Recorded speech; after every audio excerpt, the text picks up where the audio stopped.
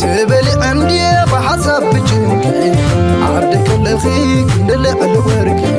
تبلي عندي بحسب بجنكي عبدك اللخا كندلع الوركي أنا تسديدي عب عديس كوينة نعاكم كذكر كامبالا كوينة نعاكم كذكر عب سعد كوينة نعاكم كذكر عب ليبيا كوينة نعاكم كذكر نفقوت كوري إيروبا كوينة نعاكم كذكر إسرائيل كوينة نعاكم كذكر كندا كوينة نعاكم كذكر أمريكا كوينة نعاكم كذكر نفقوت حلم تعيتي دلي عدي أتشدت لو بدي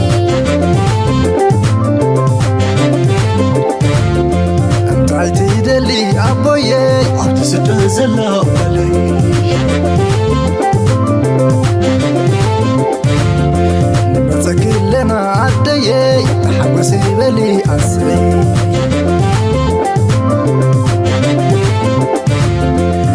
تكالنا عبوي تحقص بلنا دكي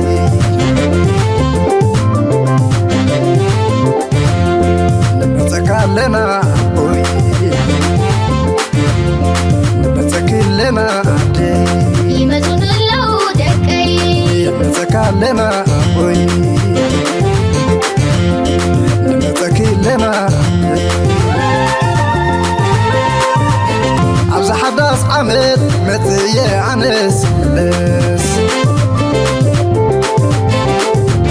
عدي حتتني تشاسلني ملاكي عبز حداس عمد متي عنس ملس عدي حتتني تشاسلني ملاكي سلام تختاتل تنايز channel كما يتخونوا تبوك تكونوا ناي وتر تمنيتنا بحقنانيو لومون كم وترو أقداسن وانا وانتحسو تاتحزنا لكم متسينا لنا كسام موداتا نايز مدب سانا كتصنعوا بخبرنا عدمكم نوتوم فقرات زخونكم معالت فقرات يلومي سلازي بروح معالت بخونا لكم ناتمننا نايلو مارسنا ويل exactly بزعبا فقر كخونا هيكونن بقبط علي كخون مغنياتو صار فقر زخون حيلتاتا يقبرو اللو كركم فتنينا بزخوننا نايلومي سفع زبالا رسي زلنا لايك مكبارا يتعمغو ريتوهم دما اب تحت قدفو نابلنا اب تتحسونا كنسقرينا مجمريا عبيت عرسات بوم كنجمر دحريو اب زبانا بزوح نقر نريو سلزلنا ناو كنتكورينا. So, what's going on? Germany, where the world's biggest security conference is now underway. Germany's Chancellor Friedrich Merz kicked off the proceedings about an hour ago with a plea to rebuild ties between Europe and the United States. Transatlantic relations are at a low point, with the Trump administration's policies damaging decades of trust. Let's hear more now from what the German Chancellor said. Take a listen. For 3 generations. هجنتاينا نردالنا زي مينيب سكيورتي كونفرنس بحالا بعالم ناي سكيورتي ناي تزعبية كونفرنس مخانو زنقر الليو من الباتاب سنغابور على لوكال نسوق نايتي ناي اسيا زملكاتي زخون سلازي this is one of the biggest ناي security عالمنا دما ناي security تسقم أقاتي مو أبزل لغزي أبز حلفة عمد استغايري عبي أزارة بارسي يقول نيرو حجخي نا أمريكا لوخ أبز بوتا زنتاي زربايك زارب بخمي أوروبا قبلو نعلم كنتاي ترقم كله يو سلازي عبد تثبيت زقبرو لبوتايو كوينات بيوكراين كوينات بإيران أبز دالو لزلو كال أبزوبانا بزع نقرات أبز كايدو لزلو أبزي بزعبا أبكرنا أفريقيا زقبر كوينات كزارباي كلون يمكن أبز زاربوه نتكرنا أفريقيا زلو كونات يقاددو دو ويس كم زرسع يقبرون ترى اللو سلازي مجمريا نيتم عبيت هجرات تاي تباهلهم كنرينا أمريكا لو هناتا مدر رسمي إلو تمدر دما زقرميو أوروبيين بخميس ريوم دما كنرينا. نعم مجمريا أنقريت هجر جرمن سلازو خنت chancellor جرمن استزاربوس كنسمي. For 3 generations, trust amongst allies, partners and friends has made NATO the strongest alliance of all times. Europe knows deeply how precious this is. In the era of great power rivalry, even the United States will not be powerful enough to go it alone. Dear friends, being a part of NATO is not only Europe's competitive advantage, it's also the United States' competitive advantage. So let's repair and revive transatlantic trust together. We, the Europeans, we are doing our part. ስለዚህ ከም ትሪዎ ዘለኹም ናይ ጀርመን ቻንስለር እንታይ ዝብል ዘሎ ኣሜሪካ ሓያልያ ሓያል ክትብልዋ ትኽእሉ ኢኹም ግን ቅርብ ኮንቴክስት ክበኩም እንታይ እዮም ዝብሉ ዘለዉ እቲ ትራንስኣትላንቲክ ኣላያንስ ዝበሃል ኔቶ ማለት እዩ ኔቶ ናይ ብሓቂ ፀገም ኣጋጢሞ ከም ዘሎን ናይ እምነት ፀገም ትራስት ኢሹስ ምትእምማን ጉዲሉ ከም ዘሎን ኣሜሪካ ድማ ምንጭ ናይቲ ዘይምትእምማን ንኤውሮጳውያን ከም ዝኾነት ኤውሮጳውያን ቦዮም ዝኸሱ ግን ኣፎም ከፊቶም ድማ ንኣሜሪካ ክኸስዋ ኣይክእሉን እዮም ብፍላይ ኣብ ዘበነ ዶናልድ ትራምፕ ምክንያቱ ዘስተዛረብዋ ብዕፅፊ ብተግባር መቕፃዕቲ ስለ ዝመፅኦም ዘሎ ትሕምትሕም እምበር ክዛረቡ ይክእሉን እዮም ስለዚ እንታይ እዮም ዝብሉ ዘሎ እወ ንፈልጥ ኢና ንዓና ከም ትጠቕሙና እቲ ኔቶ ሲ ከም ዝጠቕመና ንኤውሮጳ ንፈልጥ ኢና ግን ንዓኹም እውን ይጠቕመኩም እዩ ዋላ እኳ ሓያላት ኢና ትብሉ እንተለኹም እዚ ሕጂ ዘሎ ናይ ሱፐር ፓወር ራይቨለሪ በይንኹም ኣይትኽእልዎን ኢኹም ይብልዎም ኣለዉ ስለዚ ምሳና ሓቢርኩም ተሰራሕኩም ንዓና ጥራይ ዘይኮነ እንኳን ላይ ንዓኹም ይፅቡቕ ስለዚ ንሕና ብወገና ጾርና ክንስከም ዓቕምና ንዓና ንኽእሎ ዘበለ ንክንገብር ድልዋት ኣለና ንስኻትኩም ከ ነቲ ዝነበረ ሓላፍነትኩም ክስከሙ ድልዋት ዲኹም ዝመሰለ ዘረባ ኢና ንርኢ ዘለና እዚ ድማ ከምዚ ዓይነት ዘረባ ቀደም ኣይዝረብኒ ነይሩ ኔቶ ከም ትሑዝ ጌርካ ብሓደ ኮይና ንመን ንሃርም ንመን ንእግድ ንመን ነንበርክኽ እዩ ነይሩ ቀደም ሎሚ ኣብ መንጎኦም ተገምጢሉ ለቲ ኩነታት ብርግፅ ኣሜሪካ ነቲ ኩነታት ኣንቢቦሞ ስለ ዘለዉ ዶናልድ ትራምፕ ኣይኮነን ኣንቢብዎ ዶናልድ ትራምፕ ከም ብመዓቕሚ የብሉን እቲ ብድሕሪ መጋረጃ ዘሎ ናይ ሃገር ኣመሓዳሪ ግን እቲ ኩነታት ኣብ መንጎ ኤውሮጳን ኣሜሪካን ዝካየድ ዘሎ ይርይዎ ስለ ዘሎ ገለ መፍትሒ ክንገብር ኣለና እንተወሓደ ኣሜሪካ ንኤውሮጳውያን መተኣማመን ነጥቢ ክትቦም ክትክል ኣለዋ ምክንያቱ ልክዕ ናይ ዶናልድ ትራምፕ ቀዳሕ ዝኾነ ሚኒስትር ምክልኻል ናይቲ ሃገር እቲ ፒት ሄግስ ዝበሃል ኣብቲ ናይ ኔቶ ኢመርጀንሲ ሰሚት ኣይተሳትፈን እዚ ንባዕሉ ዓብ ፅፊዒት ነይሩ ንኔቶን ንኤውሮጳን ኣሜሪካን ዘለዎም ዝምድና ሕጂ ኣብዚ ናይ ሚኒክ ሴኪሪቲ ኮንፈረንስ ዝብልዎ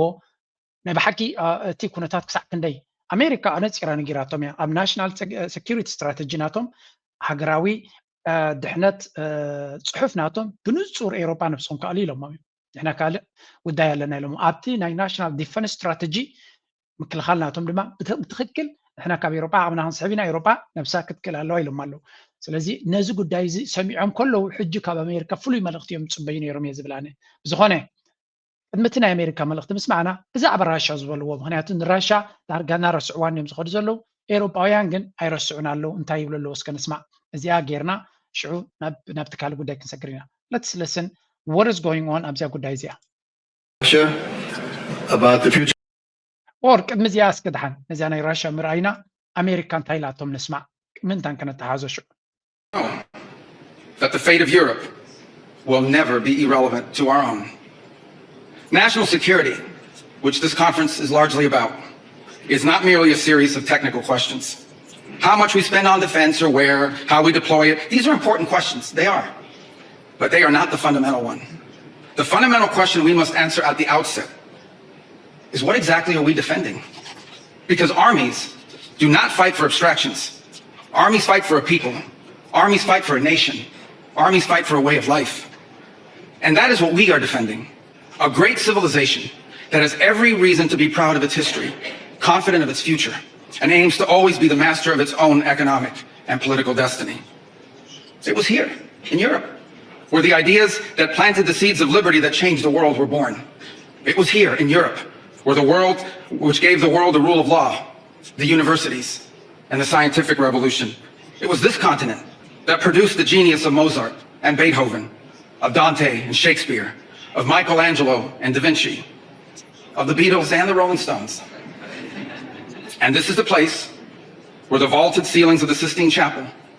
and the towering spires of the great cathedral in Cologne, they testify not just to the greatness of our past, or to a faith in God that inspires. ሕጂ ኣነ ሓቢለ ዘስማዕኩኹም እንታይ ከስምዕ ስለ ዝደለኹ እየ ሓደ ግዜ ከነስተውዕለሉ ዘለና ናብቲ ትርጓመ ከያትኹ ከለኹ እንታይ ትዛረብ ዘይኮነ ብኸመይ ትዛረብ ኣዝዩ ኣገዳሲ እዩ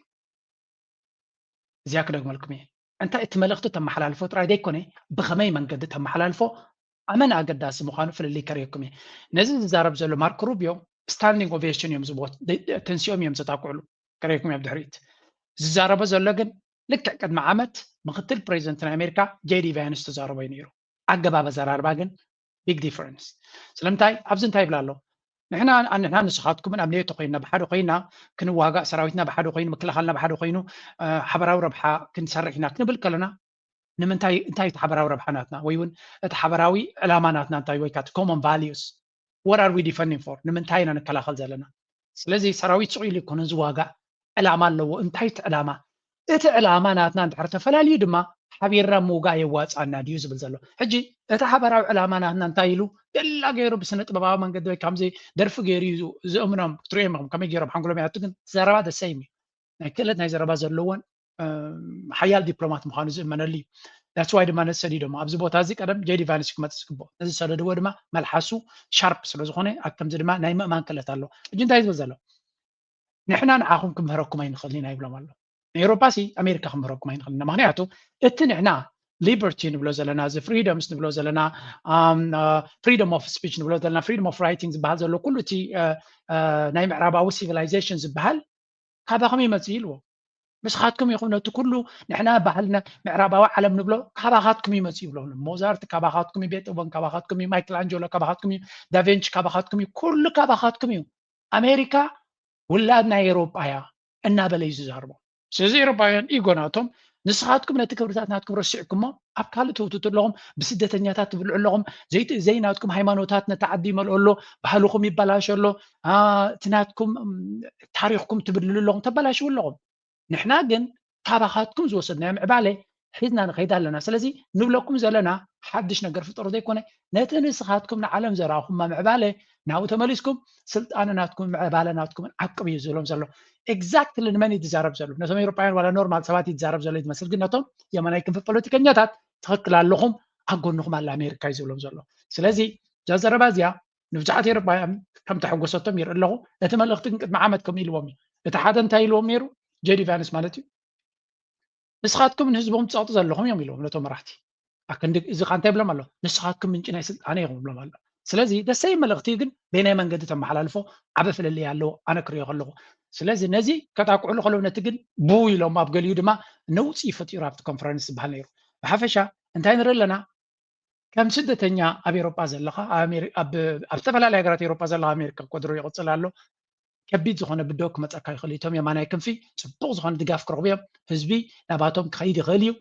ከም ንሪኦ ዘለና መንግስቲ ኣሜሪካ ድማ ብቐጥታ ድዩ ብድሕሪ መጋረጃ ምስቶም የማናይ ክንፊ ፖለቲከኛታት ክኸይድ እዩ ንሳቶም ድማ ጀናናቶም ቀዳማይ ንስደተኛታት ሕልኽላኽ ምፍጣር እዩ ስለዚ ዎች ዓውት እዚ ጉዳይ እዚ ቀሊል ክኸውን ከም ዘይኮነ ደላ ገይሩ እዩ ዝኽሽክሾም these marvels. They foreshadow the wonders that await us, nations of their wealth, of their productive capacity, and of their independence. And the loss of our supply chain sovereignty was not a function of a prosperous and healthy system of global trade. It was foolish. It was a foolish to reindustrialize our economies and rebuild our capacity to defend our people in the Western century. Commercial space travel and cutting-edge artificial intelligence, industrial automation and flex manufacturing, creating a Western supply chain for critical minerals not vulnerable to extortion. The future is inevitable, and our destiny together awaits. Thank you.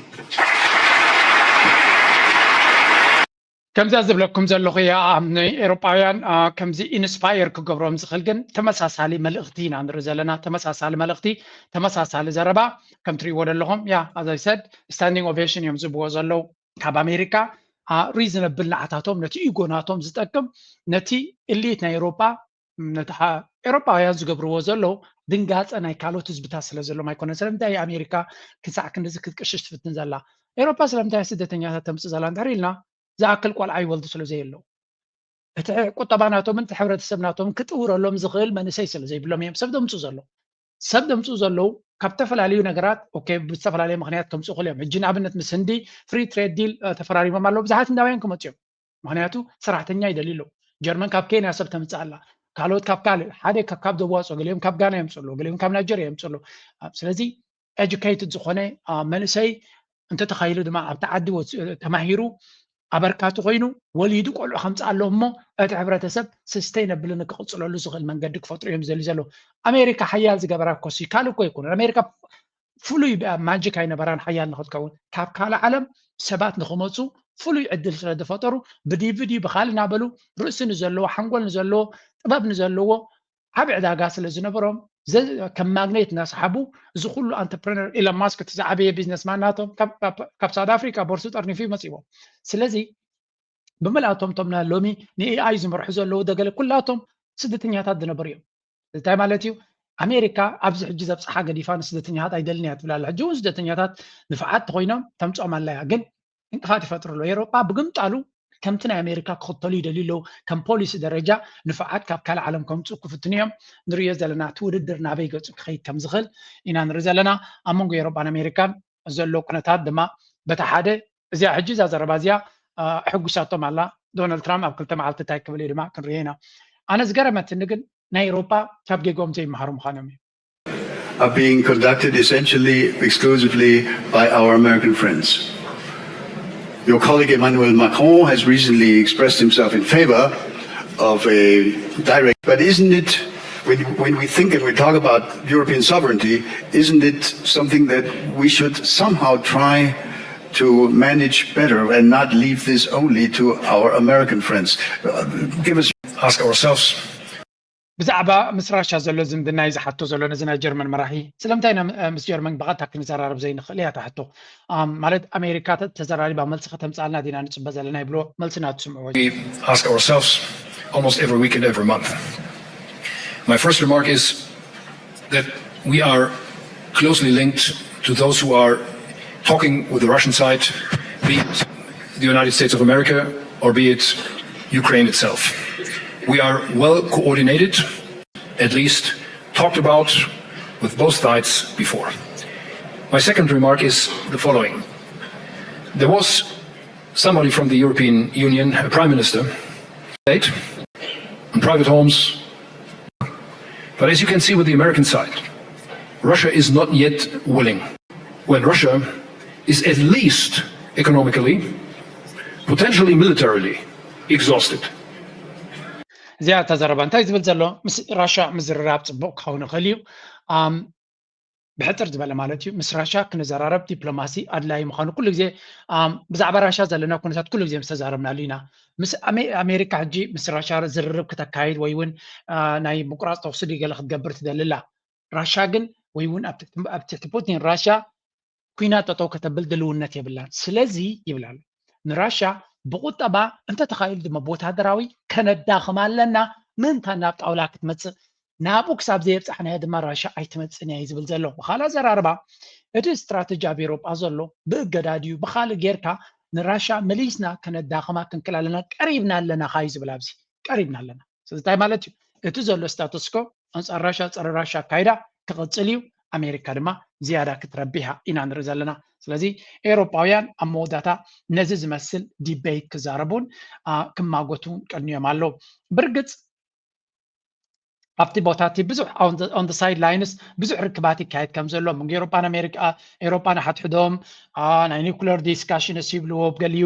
ኣብ ገሊኡ ናይ ሴኪሪቲ ዓቕምናቶም ንምሕያል ማክሮን እውን ተንስዩ ኤሮጳ ክትሕይል ኣለዋ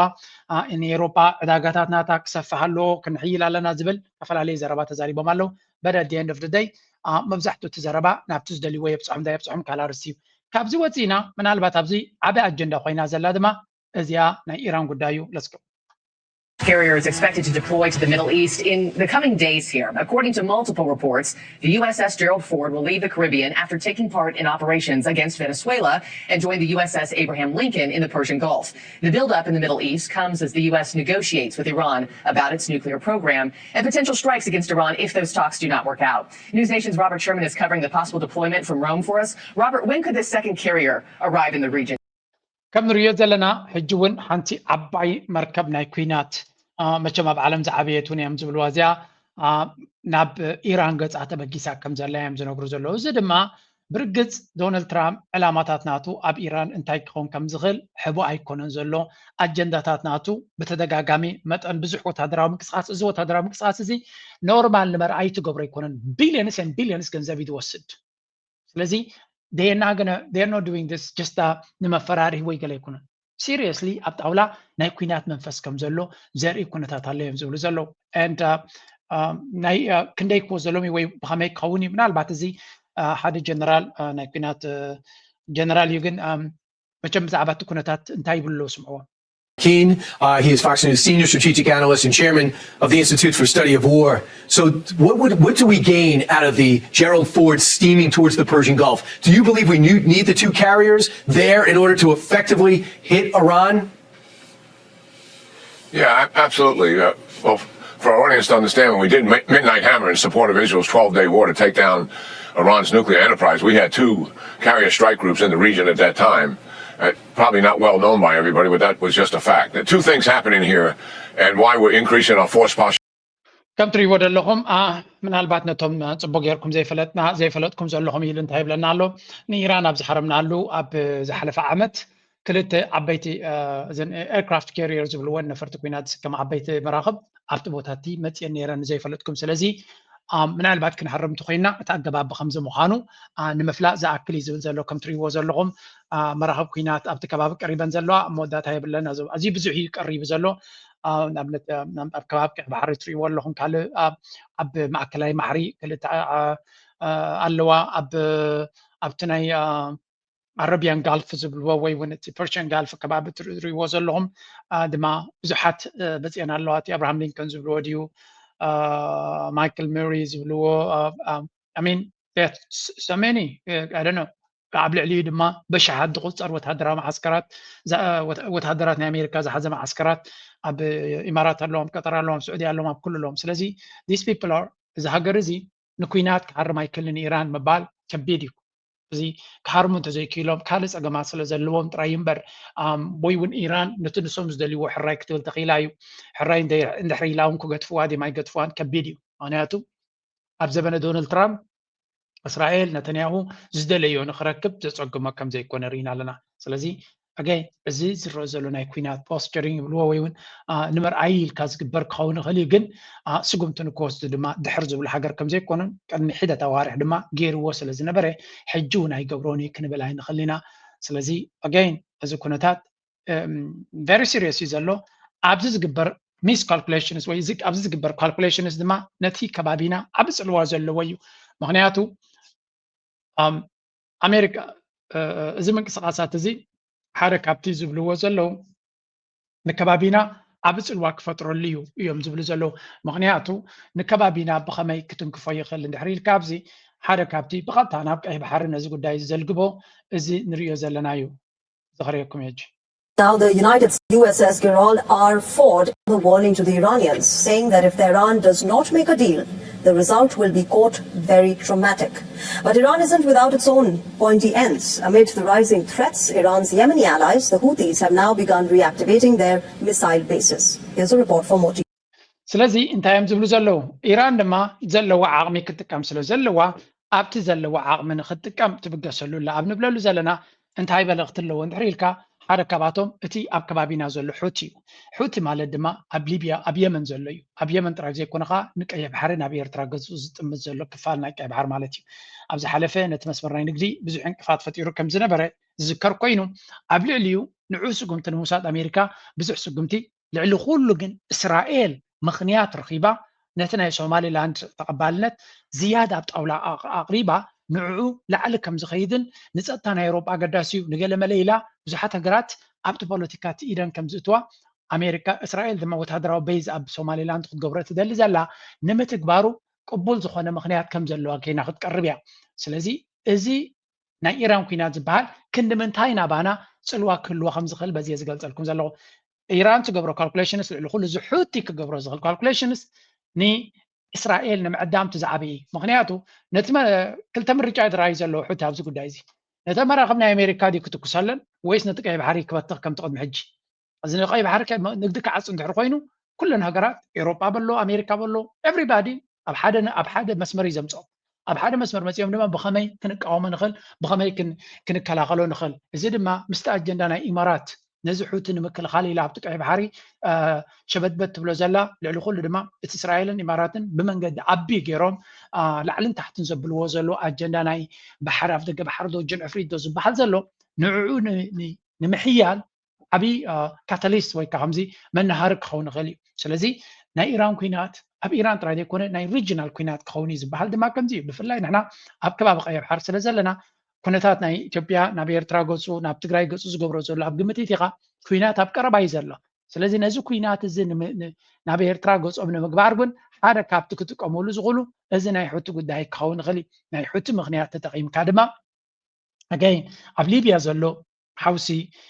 ስዑድያ ናብ ርግኣት ኣምፂኣቶ ዘላ ኩነታት ንምዝራግ ክሕግዞም እዩ ኣብ ሶማሊላንድ ዘሎ ኩነታት ወላ እውን እቲ ኣብ ሶማልያ ዝነበረ ናይ ፑንትላንድ ናይ ካልእ ንዕኡ ንምጉህሃር ዓብዪ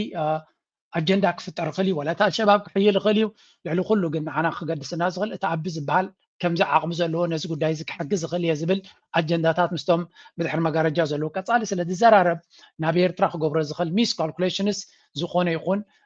ቆላሕታ ክረኽበሉ ዝኽእል ኣጋጣሚታት ክፈጥረሉ ይኽእል እዩ ዳትስ ዋይ ድማ እዚ ናይ ኢራን ኩናት ምሳና ርክብ ኣለዎ ንብሎ ዘለና ብካልእ ግምጣሉ ድማ እቲ ናይዘን ጋልፍ ስቴትስ ሃገራት ዓረብ ዘሎ ኣተሓሳስባ ድማ ኣብ ግምት ምእታዊ የድሊ ንባዕሎም እቶም ጋልፍ ስቴትስ ኣብቲ ጉዳይ እቲ ዝተፈላለየ መርገፂ እዩ ዘለዎ ኣብ ኢራን ተመሳሳሊ መርገፂ ክህልዎም ይኽእል እዩ ኣብ ጉዳይ ናይ ቀይሕ ባሕሪ ክመፅእ ከሎ ግን ንኢራን ክመፅእ ከሎ ሓደ ዓይነት ሓሳብ ኣለዎም ንኣሜሪካ ክድግፉ ስለ ዘለዎም ዋላ እኳ ብደገ ደገ ካሊእ ይዛረቡ እንተለዉ ኣብ ውሽጦም ቀሪብካ ክትሪኦም ከለካ ግን ተመሳሳሊ እዩ ዘለዎም ኣብ ጉዳይ ናይ ቀይሕ ባሕሪ ግን ወይ እውን በቲ ኣጀንዳት ዝብገስ ኣብ ካልእ ኩነታት ክኸውን ከሎ ግን ተመሳሳሊ ተገራጫው ረብሓ ኣለዎም ቀርኒ ኣፍሪካ ድማ ሓደ ካብቲ ነቲ ረብሓታቶም ወይ እውን ነቲ ሓይሎም መንፀባረቕን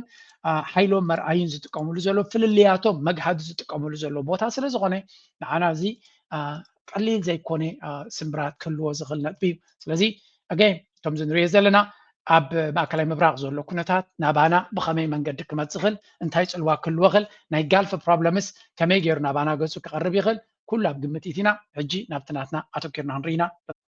After a shaky peace agreement entered the Tigray War, one of the bloodiest conflicts of the 21st century, the key players seem determined to relive that experience. On the northern border, Eritrean troops have been accused of crossing into the shattered region. To the south, the federal government of Ethiopia appears to be massing armor, and the Tigray Defense Forces are mobilizing for a fight. If history is rhyming, it's being real lazy about it. The geopolitical equivalent of declaring he was a poet, but he didn't know it. እንታይና ንሰምዕ ዘለና ቀርኒ ኣፍሪካ ዝለዓለ ናይ ኩናትን ወረ ኩናትን ከበሮ ኣብ ዝህረመሉ ዘሎ ሕብረት ኣፍሪካ ኣብ አዲስ አበባ ተጋቢዩ ኣሎ ድሓን ንዑ ከነሪአኩም ዳርጋ ብዝሰፍሐ መልክዕ ናይ ኩናት ቋንቋ ኣብ ዘለዎ ግዜ ኢና ልስን ኣብዚ ቀድሞ የትግራይ አመራሮች አብይ አህመድ መንግስት ትግራይ ላይ እርምጃ ይወስድላቸው ዘንድ መጠየቃቸውን ቀጥሏል። የቀድሞ የፌዴሬሽን ምክር ቤት አፈ ጉባኤ ኬሪያ ኢብራሂም በትግራይ የአስቸኳይ ጊዜ አዋጅ መታወጅ አለበት ብለዋል። የአብይ አህመድ ሚኒስትር አብርሃም በላይ በበኩላቸው ጦርነት በፌዴራል መንግስት በኩል ይጀመራል እያሉ ነው ሲሉ ገልጸዋል። ከቀናት በፊት የቀድሞ ኢታማጆር ሹም ጀነራል ሳሞራ የኑስ ለ4 ኪሎ አስተዳደር የእርምጃ ወሰዱልን ጥያቄ አቅርበው እንደነበር ይታወሳል። የትግራይ ክልልን ሰላም የሚያውኩ አደናቃፊዎች ላይ ተገቢ የማስተካከያ እርምጃ ተወስዶ ክልሉ እፎይታ ሊያገኝ ይገባል በሚል ስለመናገራቸው መዘገባችንም የሚታወስ ነው። አስቀድሞ ደግሞ ሌላኛው የቀድሞ የትግራይ አመራር የአሁኑ የአብይ አህመድ አማካሪ ጌታቸው ረዳም ስንበሳጭ እርምጃ ወሰድባቸው እንጂ እንለዋለን። አብይ ግን ቆይ ሰብል ይሰብሰብ ከም ትሪእዎ ዘለኹም ንትግራይ ቀንዲ ፀላእታ ኮይኖም ማዘለው ኣብዚ ዋን እዚ እቶም ዜጋታታ ወይ ውናታ ደቃ ዝኾኑ ሕጂ ምስ ብልጽግና አስኪሮም ዘለው እዮም። ስለዚ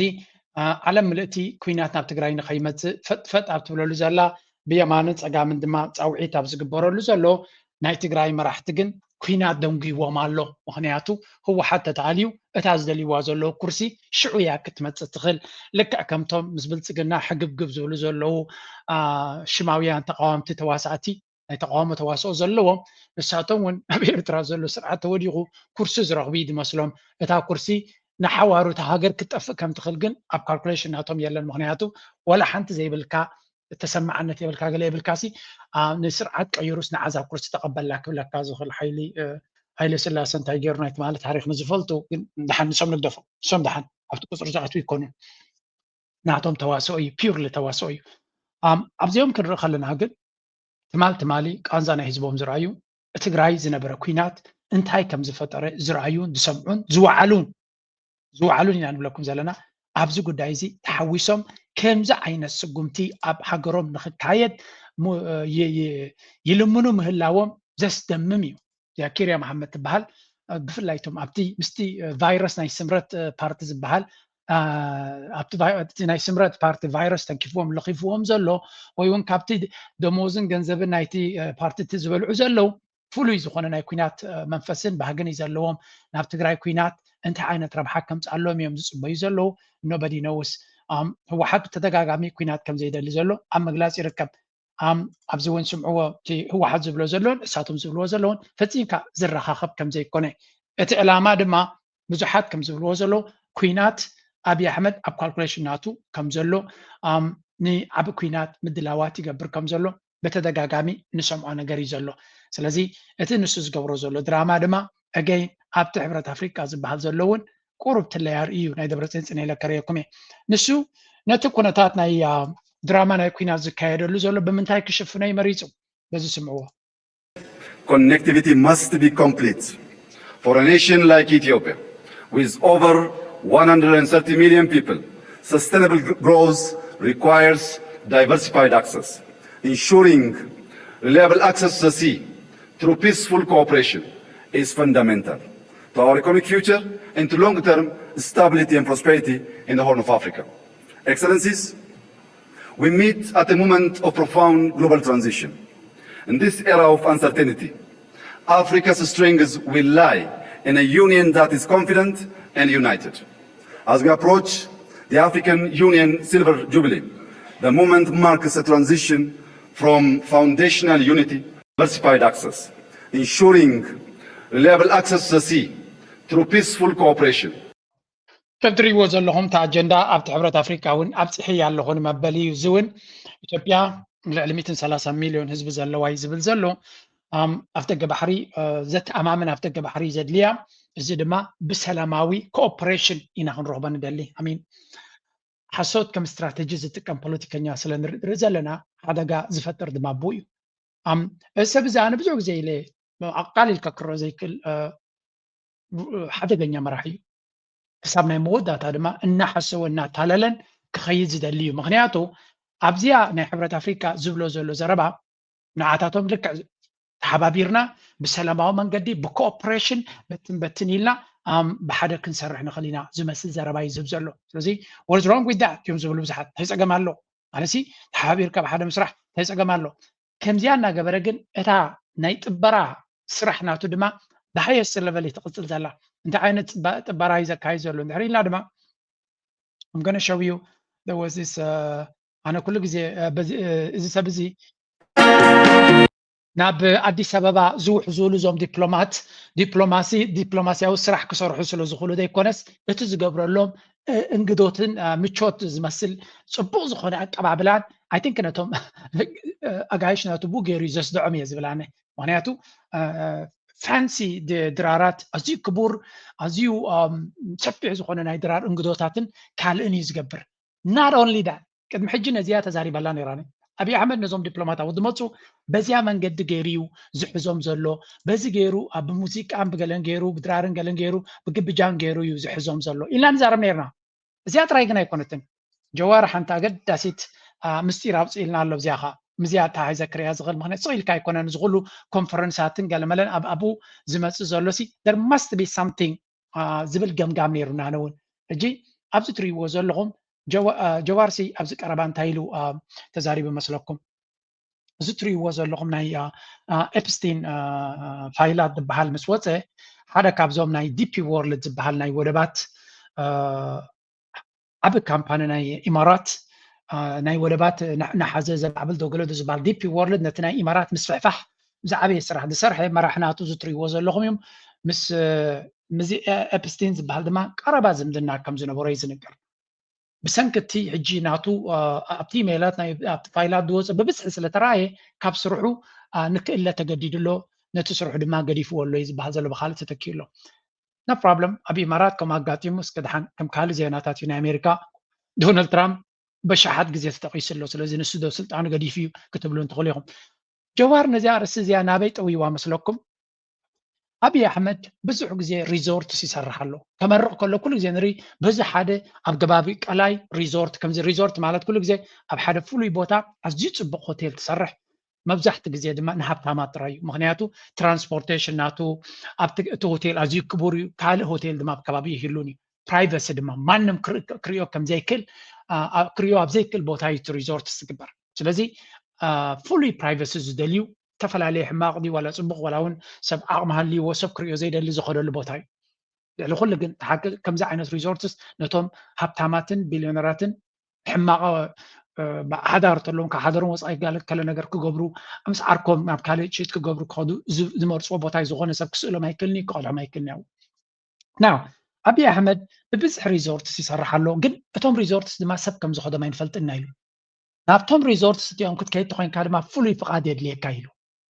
إذن أي مس إبستين تراقيب زلوا سبزبال أبتنا إبستين فايلس نيتوبيا بزح زي تقصى بس هذا ما نيتوبيا أنا بزح نجر كنت كمل لنا خلينا عزم السلي هلا أبز بوتاتنا أبي أحمد صرحه بإمارات ركب زلوا يوم توم ريزورتس إزي جزي كاب صرحه تقولنا دي بز بلكم زلوا خسب دما بزح كزين نيتوبيا يمس كم زنبرة يجلس سلزي إتنت سريعين زلوا إذا سب زماني شو من أي دي بي وورل سي وزنبرة سلطان أحمد بن سليم يبحال مالتي نسو ببزحي ناب إثيوبيا يملالس كم زنبرة نابتن ريزورتس دما نخد أتو ويونسب نابو بوك قبر ناي برايم مينستر أبي أحمد فلوي فقات كم زي اليوني نقر لازم تي ريزورتات تي بزح سبعيات ونيو أتعلم دما مستبزحز بزر لو إثيوبيا بزح زي إثيوبيا دما إثيوبيا تخد انت نيركو تفلتوا يغم في الله أبتي كتما دي سابان تاريخان كندي عربي خاطري أبتي لبات قلن تأتي خاون عرب كند من تاي نتي بجنزبوب نتي هزبي جزيو مالو تسكعي قاك عايش أبي إثيوبيا تريو بفلاي توم إثيوبيا ينسي نعاقين دمسلو أتي حبرون ملكوهم كلهم سيزي إتعود تريوسي تسكعكي وحد حد جزيك تريو الله قد ما دي عمت عن قريو غلو بكسع كند زي تسبنا تسب زي غانا يتعقر هقريتي تمنسي عوزر لقن تودينا تن أول السمسار قينو نبتم عرب كبس عنتري تخمتي قبل هزدز تي ناي منزرنا prostitution قال ماله سراور سددايو أبت نورمال بزر إيه زولكم زي ببرايفت خد نجار يكون نورمال كلاباتنا دي سبايزي أبز كم زد حر قينو أبت حبوا بوتات دنتاي قبرون دحريلكا تقرن بخا ولا ونا بوتيلات لا تغلقها فلوي بوتات لو تغلق ناشي شايلهم بزحت عرب بحزوا أبتن قرب دحن زغون هوتيلات شعو هو زقاريو دك نستيو دك تبعتيو تايم زقبرو قرب تسمبدي خانة بهوتيلات زنبر كونير نيرة لحرقن كنا نروح خلو كم ستات نبوري بزع عديهم زبلغا زمالت منزر نايس نورمال لقريات تعدي كم بيزنس دما ات هوتيلات ناتون زيادة أبت بيزنسات أبكم تاتون زنت تفيو زفلتو يفلتو زيادة نزي حجي انتهي نقنبل لنا جوار نزي عايز أقول لحزلو إذا كل ريزورتات مس إمارات تمشاري خد صور حزلو لك كاسي نيتوبيا ويانا نفلوين دا يكون نخمزة أجندا وهنا يتابي إمارات كفره سلو زخولو نتوم سبات إيربورتات لك فلايتس لك لازم تيوم عبو دليتهم تقبروا ما نم كريو ما يكلني ما نم خاصة ما يكلني عدو تقوين ما نم كسلا كاي غلوي قال شجر نت برايفسي نات كاس لازم نخوم علامة كوعل الخونيو إلي تزارب زلو and by the way نزي أون مساعتها عايزنا هنا غنريا أمينا قرب زي وسيلة اللي لمسي نايكونات وركناتن إزيهم كلهم جيستس دحرت كونفرنس أبتي ريزورتس ببزح يوم زخودي زبالتم تساتفتنا زي استفل عليه كونفرنس هذا بيتوبيا زجبر نابت ريزورتس بفولي كم زخودو يوم زنقرو سلازي again you can imagine انتايا وخكايت كم زغل جوار دما نزيا صبو غيركم أصنعوا بمبال كم حانتي لبوا غيرو نابتم هزبي أم حلالي فوالو whatever they do it's okay أبزقن انتاي لو مالوس كسموا And when you walk into this building, that is what you see. You can't miss it. That emblem depicts the sun. In the middle there, you've got the continent of Africa, and those things sticking out, those are the sun's rays. Leaders will be discussing lots of things at the summit, including climate change and water sustainability. But they also have to deal with issues such as conflicts. حجي انتايو تي حركاتي نبزحات دسم بتزلون دزارب زلون تعبرت أفريقيا تأكيد له yes but أبزور يوم كنا يكوناتي كهذا اللغة the biggest question نشاتهم أبلافش دراراتن enjoymentن يركبوا أب إثيوبيا تراي زكايد زلو كينات أمين أبزي أقرب ساعات زوجة تراي كريكم زغل كل كريكم سلزي كل بزح نجار سلزلني هذا كابزي أبزي أقرب ساعات دوتة كريكم زيو كينات أقاتيمو جل كم زبلو زلو دما زين مخاينسي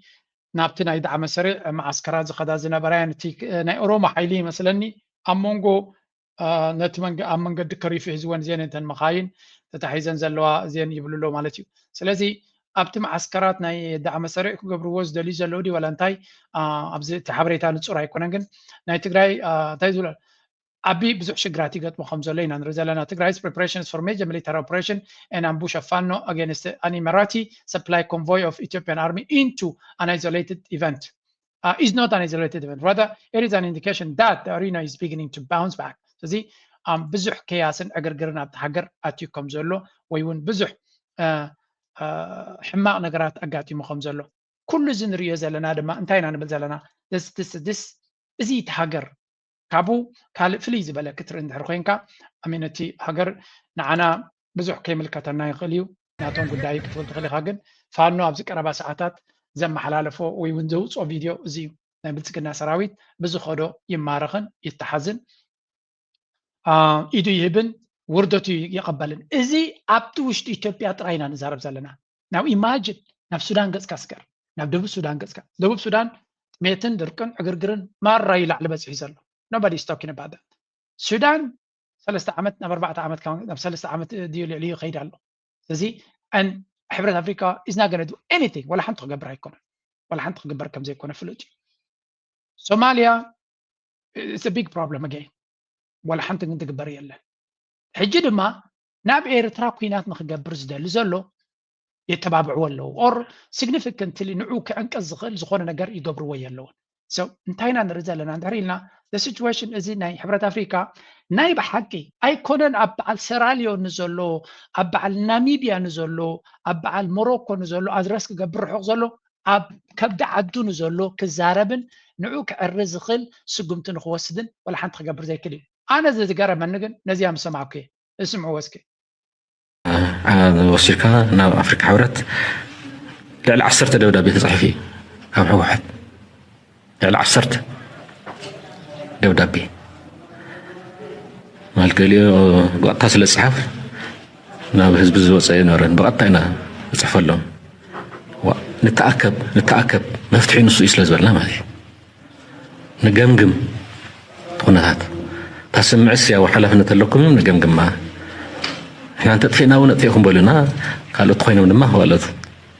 هبكلت هنا نتحلي ونصب ونجمجم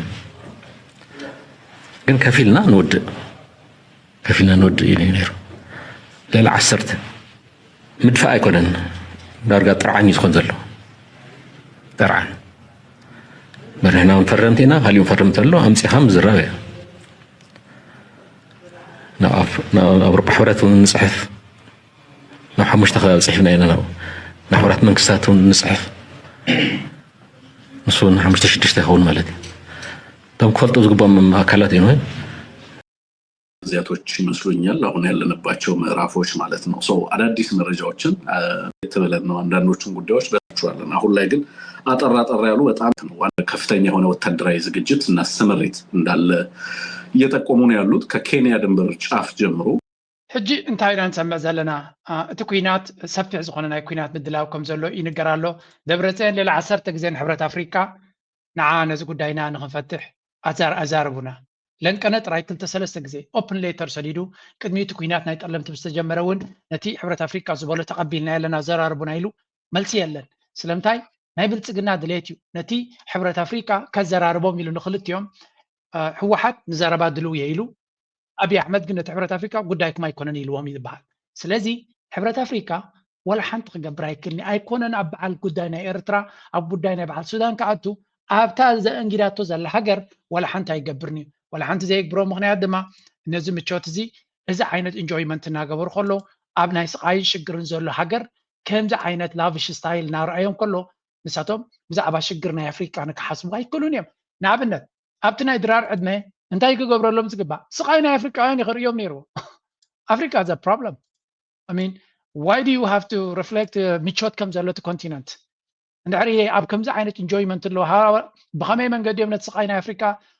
أبغمت كتوه دوس نتوم هبتامات صبغي وتزلهم تراي خاطر يوم زلكا سزي أفريقيا بتعمل صبغ تخيط كم زلا إيميج كتجبر كتبل حزبك أنت دو قصة قد تشوف تلغى I mean it's going to be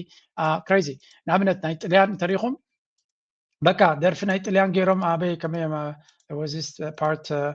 ሜሎኒ እናደረፈት ከላው ጽዮማ ነይሮም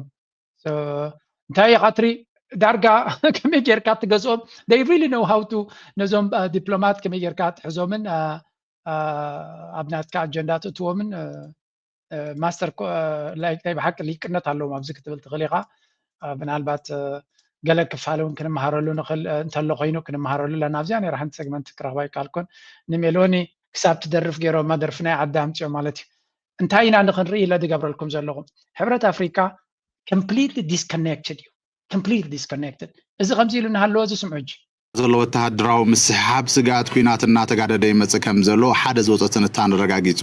ፌደራል መንግስቲ ኢትዮጵያ ድሕርቲ ኣብ ቀረባ ግዜ ዘጋጠመ ጎንፂ ኣብ ጥቓ ትግራይ ወተሃደራዊ ምድላዋት ይገብር ኣሎ እዚ ድማ ኣብ ሰሜን ኢትዮጵያ ንዝተናውሐን ዝሰፍሐን ኩናት ይዳሎ ከም ዘሎ ዘመላኽት ከም ዝኾነ ክሪቲካል ትሬት ዝተባሃለ መርበብ ሓበሬታ ገሊጹ እቲ ብሰለስተ ዞባዊ ተንተንቲ ዝተጻሕፈ ሓበሬታ ከም ዘመላኽቶ ካብ ለካቲት 7 ጀሚሩ ሰራዊት ምክልኻል ኢትዮጵያ ካብ ክልላት ኣምሓራን ኦሮምያን ዝተውጻጹ ብዙሓት ወተሃደራት ናብ ትግራይ ይጽጉዕ ኣለው ኢሉ ህዝባውያን ሓርነት ትግራይ በወገኑ ብትሽዓተ ለካቲት ንሰራዊት ምክልኻል ኢትዮጵያ ኣብ ትግራይ ወተሃደራዊ ምድላዋትን ስርሒታትን የካይዳሉ ክብል ከሲሱ እዚ ምንቅስቓስ ሰራዊት ዝመጽእ ዘሎ ሓይልታት ምክልኻል ትግራይ TDF ኣብ መወዳእታ ጥሪ ኣብ ሰሜን ምዕራብን ደቡብን ትግራይ ኣብ ልዕሊ ሰራዊት ምክልኻል ሃገርን መሻርክቱን ዕጡቃት ኣምሓራን መጥቃዕቲ ድሕሪ ምክያዶም እዩ እዚ ድማ ድሕሪ ስምምዕ ፕሪቶሪያ 2022 ኣቆጻጽራ ኣውሮፓውያን ዝተረኣየ ናይ መጀመርያ ዓብይ ወታ ምፍንቓል ተጋሩ ብምቕጻሉን ኣብ ተመካቲ ዕቧታታት ሓይልታት ኣምሓራ ምህላዎም ምዃኑ ገሊጹ ነይሩ ሕጂ እንታይ ነንሰምዕ ዘለና ብልጽግና ንዓበ ኩናት ይዳለኩም ዘሎ ድሕሪ ኩናት ናይ እዚ ዋዕላ ናይ ሕብረት ኣፍሪካ ኩናት ክኸፍት ከም ዝኽእል ብብዝሒ ሰራዊት ድማ ካብ ኩሉ ክፋላት ናይ ኢትዮጵያ ንሰሜን የውሕዝ ከም ዘሎ እዩ ዝንገር ዘሎ ስለዚ እቲ ናይ ስልቲ ናይ ኩናቱ እንታይ ክኸውን ይኽእል ንዝብል ሓንቲ ጀዋር ዝሃባ ባገረ ኣብቲ ናይ ዞባዊ ናይቶም ካልኦት ሓይልታት ኣብቲ ዞባ ዝፃወትዎ ዘሎ ክንርኢና ምናልባት ኣብዚ ደብረ ታቦር ዝገብሮ ዝነበረ ናይ ድሮናት መጥቃዕቲ ስልቲ ናይ ኣብ እንታይ ኣብዚ ዝከስምዕዎ ሰሜን ሸዋ የአማራ ክልል ሰሜን ሸዋ ኦሮሚያ ሰሜን ሸዋ ወሎ ላይ ሰሞኑን ኢንተርኔት አጥፍቶ ከፍተኛ የአየር ድብደባ እየተካሄደ ያለው ሰላሌ ላይ ምዕራብ ሸዋ ላይ ደቡብ ምዕራብ ሸዋ ላይ በኦሮሚያ ውስጥ ይሄ እየተደረገ ያለው ማለት ነው የላኛውን ጦርነት ከትግራይ ኃይሎች እና ከኤርትራ ጋር ጦርነት ከገባው አዲስ አበባ ቅርብ ያሉት አማጽያኖች ጫና እንዳይፈጥሩበት አስቀድሞ የማዳከምና የማቃለል ስራ ነው እያደረገ ያለው ብዙ አሁን በስፋት በዲፕሎማቶች ወገን እየተወራ ያለው ከአፍሪካ ዩኒየን ስብሰባ አይ ቲንክ ከሳምንት በኋላ ያ ከተጠናቀቀ በኋላ ወደ ጦርነት እንገባለን የሚል ነገር ነው እየተናገሩ ያሉት የአብይ መልእክተኞች ማለት ነውና አሁን የምታየው አብይ ሳይወደው በአዛዦቹና በአሽከርካሪዎቹ የኤሚሬት ሰዎች ተገፍቶ ወደ ጦርነት እየገባ መሆኑን ምናየው ለምንድን ነው ሕጂ እንታይ ዝብል ዘሎ በሐፈሻ እዚያ በኩሉ መንገዲና ንሪያ ዘለና መጀመሪያ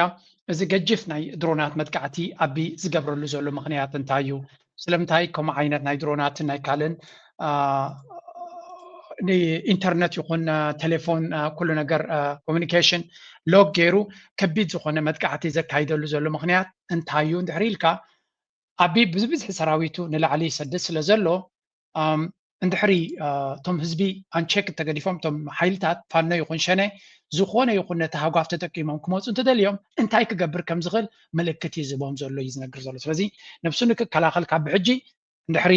ኣነ ንሰሜን ገፀይ ኣብ ዘምተሉ ዘለኹ ናብታ ኩርሰይ ገፁ እንትመፁ እንድሕሪ ኮይንኩም ከምዚያ ገይረ ካርም እየ ዝብል መልእኽቲ እዩ ከመሓላልፍ ደልዩ ብርግፅ ንሱ እቲ ኩናት ደልይዎ ይኮነን ዝኣቱ ዘሎ ብዙሓት ኮሜንቴተርስ ናይቲ ከባቢና ከም ዝገልፅዎ ዘሎ እቲ ኩናት ብፀቕጢ ናይ ካልኦት ሓይልታት ዝግበር ዘሎ ብፍላይ ብፀቕጢ ናይ ኢማራት ዝግበር ዘሎ ኩናት ምዃኑ ብዙሓት ክኢላታት ይነግሩ ኣለዉ ምክንያቱ ኢማራት ኣማራፂታት ናታ እናፀበበ ይኸይድ ምህላው ናይ ግድን ድማ ስጉምቲ ክትወስድ ስለትመርፅ ዘላ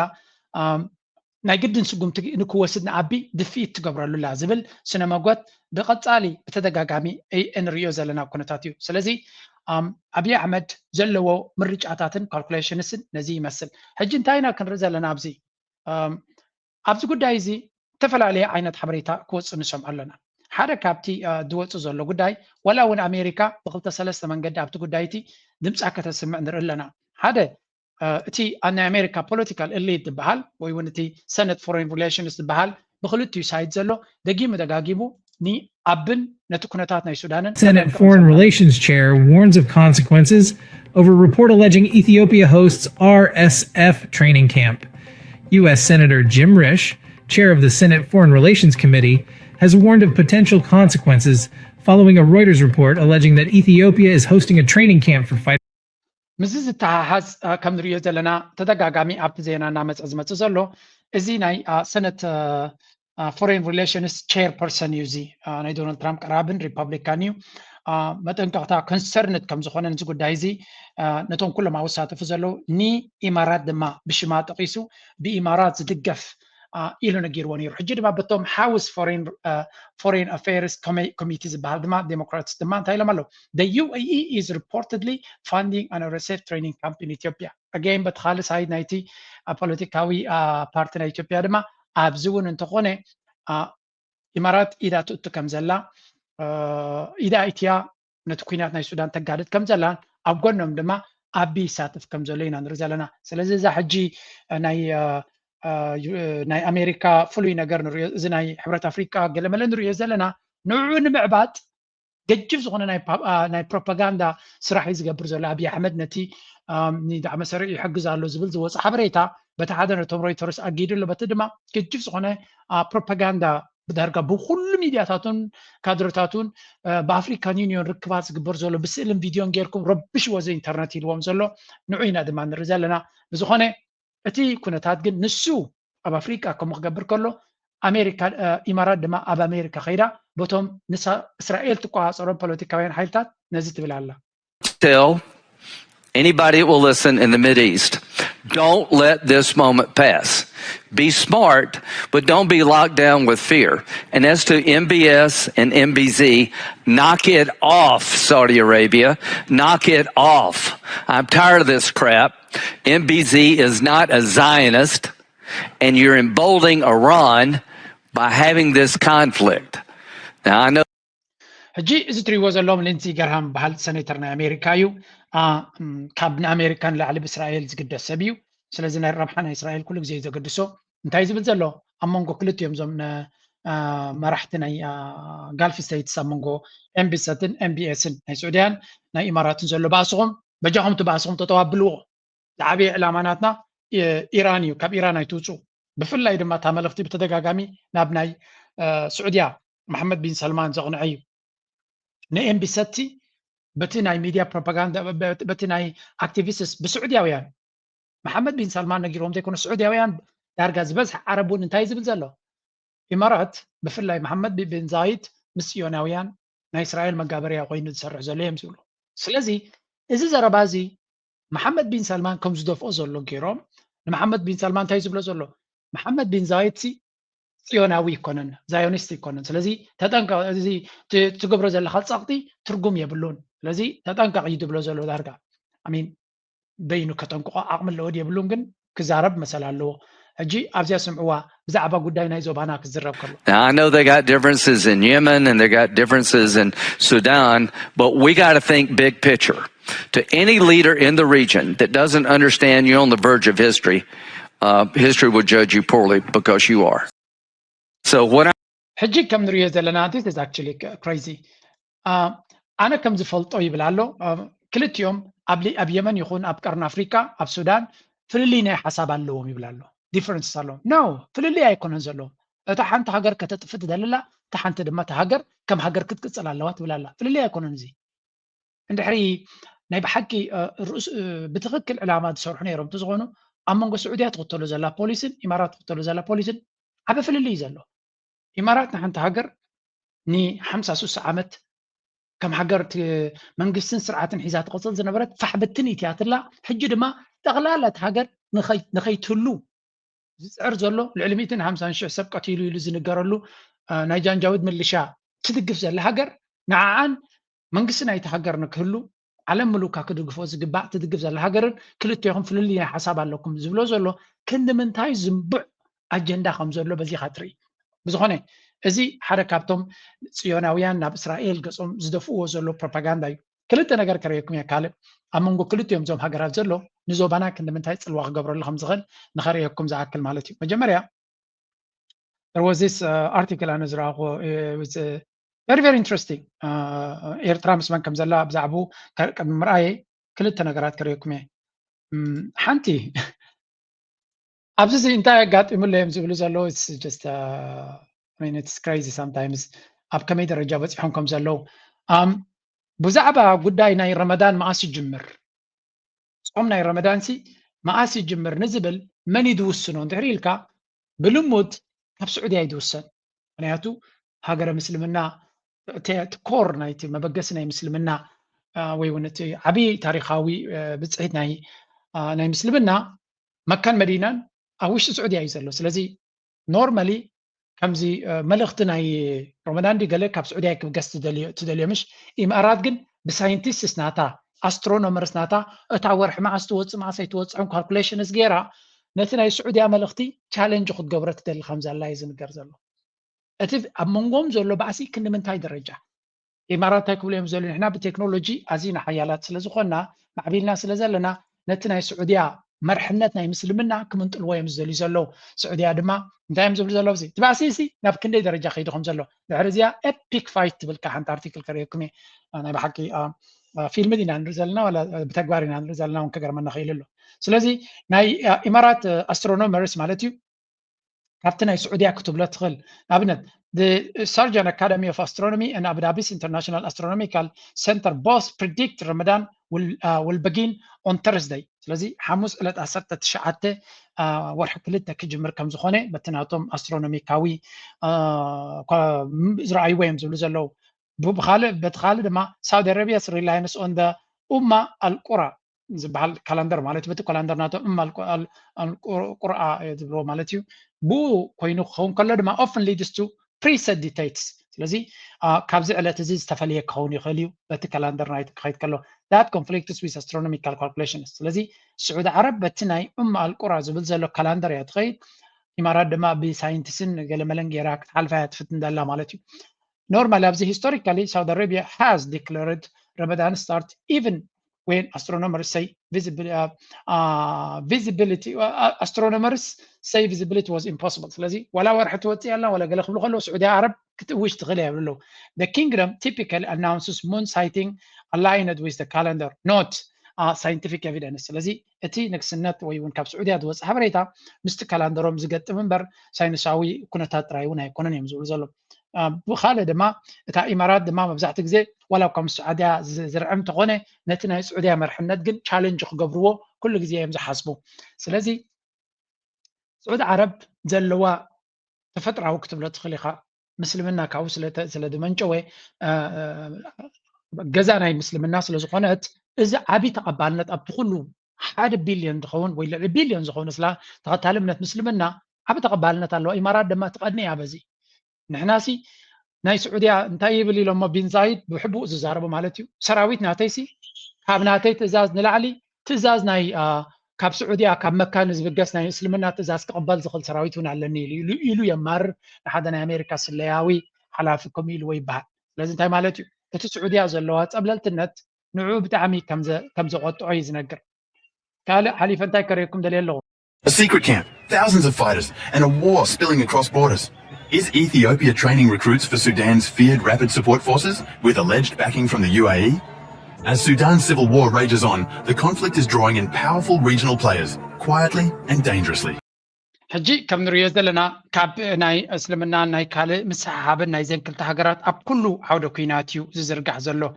ክልተ ሰለስተ ዳይሬክሽንስ ክበኩም እየ ምክንያቱ ኩናት ናይ ሱዳን እናበርታይ ኣብ ዝኸደሉ ዘሎ ተራ ናይ ኢትዮጵያ ኣብቲ ኩናት ምእታዋ ጥራይ ደይኮነ ተራ ናይ ባእሲ ናይ ስዑድያ ናይ ኢማራትን መመሊሱ ይገድድ ስለ ዘሎ ኣብኡ ዝፃወቶ ተራ ዓበ ከም ዝኾነ እዮም ዝነግሩ ዘለዉ ኣብዚ ሕጂ ናይ ቱርኪ ኢድ እውን ስለ ዘሎ መጀመርያ እስከዚያ ነዚያሪና እዚ ናይ ስዑድያ ከምኡ ድማ ወላ ኢትዮጵያውያን እውን ኣብዚ ጉዳይ ዝዛረብዎ ዘሎ ክንርኢና ሳውዲ አረቢያ ኣብዚ እውን እንታይ እዮም ዝብሉ ዘሎ ኣብ መንጎ ዘን ክልተን ሃገራት እውን ዓብዪ ባእሲ ኣጋጢሙ ከም ዘሎ ሓንቲ ኩሉ ሰብ ክርዳእ ዝደሊ ኣበየላታ ሳመርናታ ኣምገነሸው እዩ እቲ ባእሲ ንሪኦ ዘለና ኣብ ተራ ነገር ጥራይ ደይኮነ ዳርጋ ኣብ ኩሉ ደረጃ ባእሲ ከም ዘለዎም ስለዚ ሶርስ ኦፍ ቴንሽንስ ብቁጠባ ይባእሱ ኣለዉ ኣብ መንጎ ክልቲኦም ናይ ቁጠባ መን ዶሚኒያንት ፎርስ ክኸውን ንቴክኖሎጂ ንትሬድ ንንግዲ ንኩሉ ዱባይ ወይ እውን ኢማራት ስዑድያ ድማ ብቪዥን 2030 ነቲ ዱባይ ኮይናቱ ዘላ ኣብ ዓዳ ክትሃንጾት ትደላ ስለዚ ኣብ መንጎ ክልቲአን ገጅፍ ዝኾነ ናይ ቁጠባ ውድድርን በኣስን ከም ዘሎ ሪጅናል ኮንፍሊክትስ ነቲ ዘለዎም ዕላማታት ድማ ኣብ ካልኦት ሃገራት ኣብ ዞባ ኣብቲ ከባቢ ማለት እዩ የመን ክኸውን ይኽእል ሱዳን ክኸውን ይኽእል ኤርትራ ክኸውን ይኽእል ኢትዮጵያ ክኸውን ይኽእል ሶማልያ ክኸውን ይኽእል ኣብ ሊብያ ኣብ ካልእ ቦታታት ኣብ ብዙሕ ቦታታት ዝረአ ዘሎ ኩነታት እዩ ዝረአ ዘሎ ስለዚ እቲ በኣስናቶም ኣብ ኩሉ ቦታ ይፍንጀር ኣሎ ዲፕሎማቲክ rivalries ዲፕሎማሲያዊ እውን each seeks to position itself as a primary partner for Washington and other global powers ስለዚ ክልቲኦም ድማ ነቶም ማዕከሎት ሓይልታት ተጌርካዮምሶም ነቶም ዓበይቲ ሓይልታት ኣብቲ ዞባቲ እቶም ቀንዲ ፓርትነር ክኾኑ ንኣሜሪካ ንኣብነት መን ቀንዲ ፓርትነር ናት ኣብዚ ቦታ እዚ ንቻይና ንራሽያ ስለዚ ነቲ ካልኦት ሓይልታት እውን ይቀዳደሙ ስለ ዝኾኑ እዮም እዚ እውን ነብሱ ዝኻለ ባእሲ እዩ ኢምፓክት ኦን ጋልፍ ስታቢሊቲ ኣብ መንጎኦም ዘሎ ባእሲ ድማ ነቲ ናይ ጋልፍ ርግኣት እውን ሓደጋ ክወጥቆ ከም ዝኽእል ዝግገር ዘሎ ብቁጠባ እውን ብዙሕ ክሳራ ከምፅኣለ ንኽእል እዩ it risks creating fractures that external actors Iran, Turkey, etc. could exploit እቲ ዝፍጠር ዘሎ ጋፕ ኣብ መንጎ እዞም ጋልፍ ስቴትስ ድማ ኢራን ክትረብሓሉ ትኽእል እያ እዮም ዝብሉ ትርኪ ክትረብሓሉ ትኽእል እያ ካልኦት ሓይልታት ክረብሕሉ ይኽእሉ እዮም ትርኪ ብርግፅ ትረብሓሉ ኣላ እቶም ካልኦት ከም ድሌቶም ትርኪ ግን ብርግፅ ነዚ ኩነታት እዚ ክትረብሓሉ ተበጊሳ ከም ዘላ ብቁጠባ ብቴክኖሎጂ ብኩሉ መንገዲ ነቲ ጉዳይ ትረብሓሉ ዘላ ሃገር ሓንቲ ቱርኪያ ካልእ እንታይ እዮም ዝብሉ ዘሎ ሪጅናል ኮንፍሊክትስ እቲ ኣብ መንጎም ዘሎ ዘይምርድዳእ ናብ ካልእ ደረጃ ክኸይድ ይኽእል እዩ ሕጂ እንታይ እዩ ኢምፕሊኬሽን ፎር ዩኤስ ፖሊሲ ናይ ኣሜሪካ ፖሊሲ ኣብዚ ጉዳይ እዚ ናይ መን ፀቅዒ ክኸውን ይኽእል ወይ እውን እንታይ ስትራቴጂ ክኽተል ይኽእል ንዝብል ናይ ትራምፕ ኣድሚኒስትሬሽን aims to consolidate Gulf allies for strategic projects and counter Iran. ቀንዲ እቲ ናይ ኣሜሪካ ምሕደራ ወይ እውን ዶናልድ ትራምፕ ካብኣቶም ዝደልዮ ንቁጠባ ብግሉ ሃገር እውን ክትረብሕ ብዘይ ኢንቨስት ክንገብረልካ ኢና ኢሎም እሱ ኣብ ልዕሊኡ ድማ ንኢራን ንምቁፅፃር ኣብ ጎኑ ክስለፋሉ ወይ እውን ድጋፍ ክረክብ እዩ ዝደሊ ዘሎ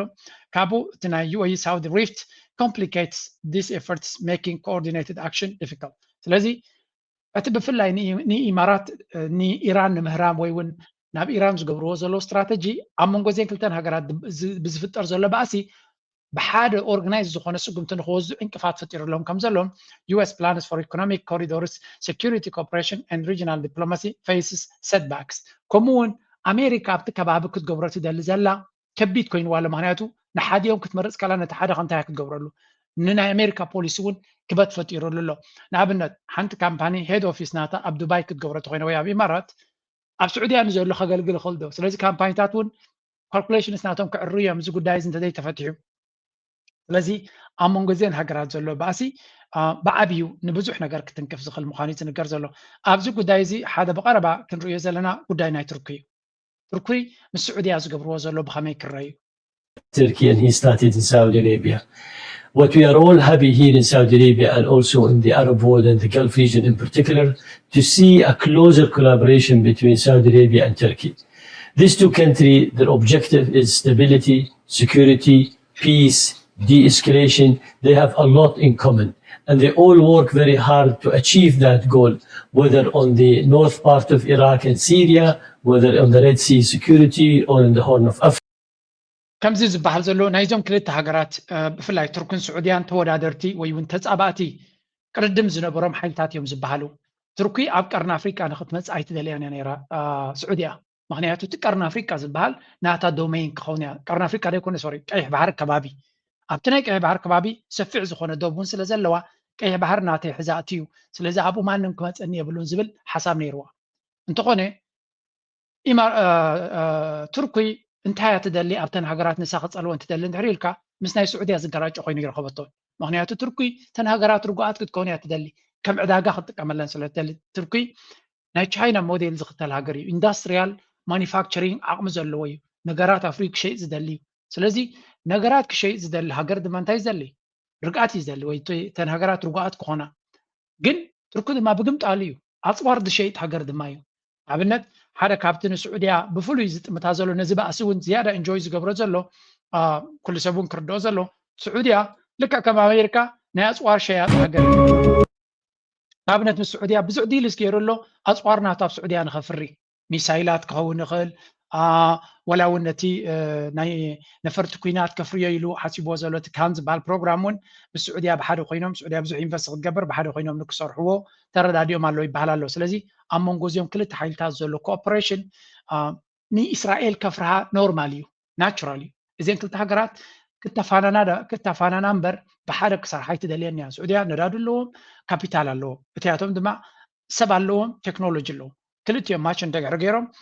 ዝዓብየ ስራሕ ክሰርሑ ይኽእሉ እዮም ክልቲኦም ድማ ኣሳሪ ነገር እውን ኣለዎም ክልቲኦም እስላማውያን ሃገራት እዮም እቲ እስልምና ድማ ኣገዳሲ ናይቲ ፖለቲካ ቦታ እውን ኣለወላ ነቲ ፖለቲካ እንተዘይዘወሮ ስለዚ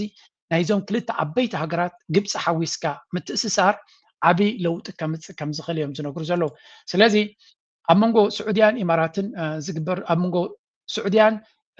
ትርኩን ዝግበር ዘሎ ዝምድና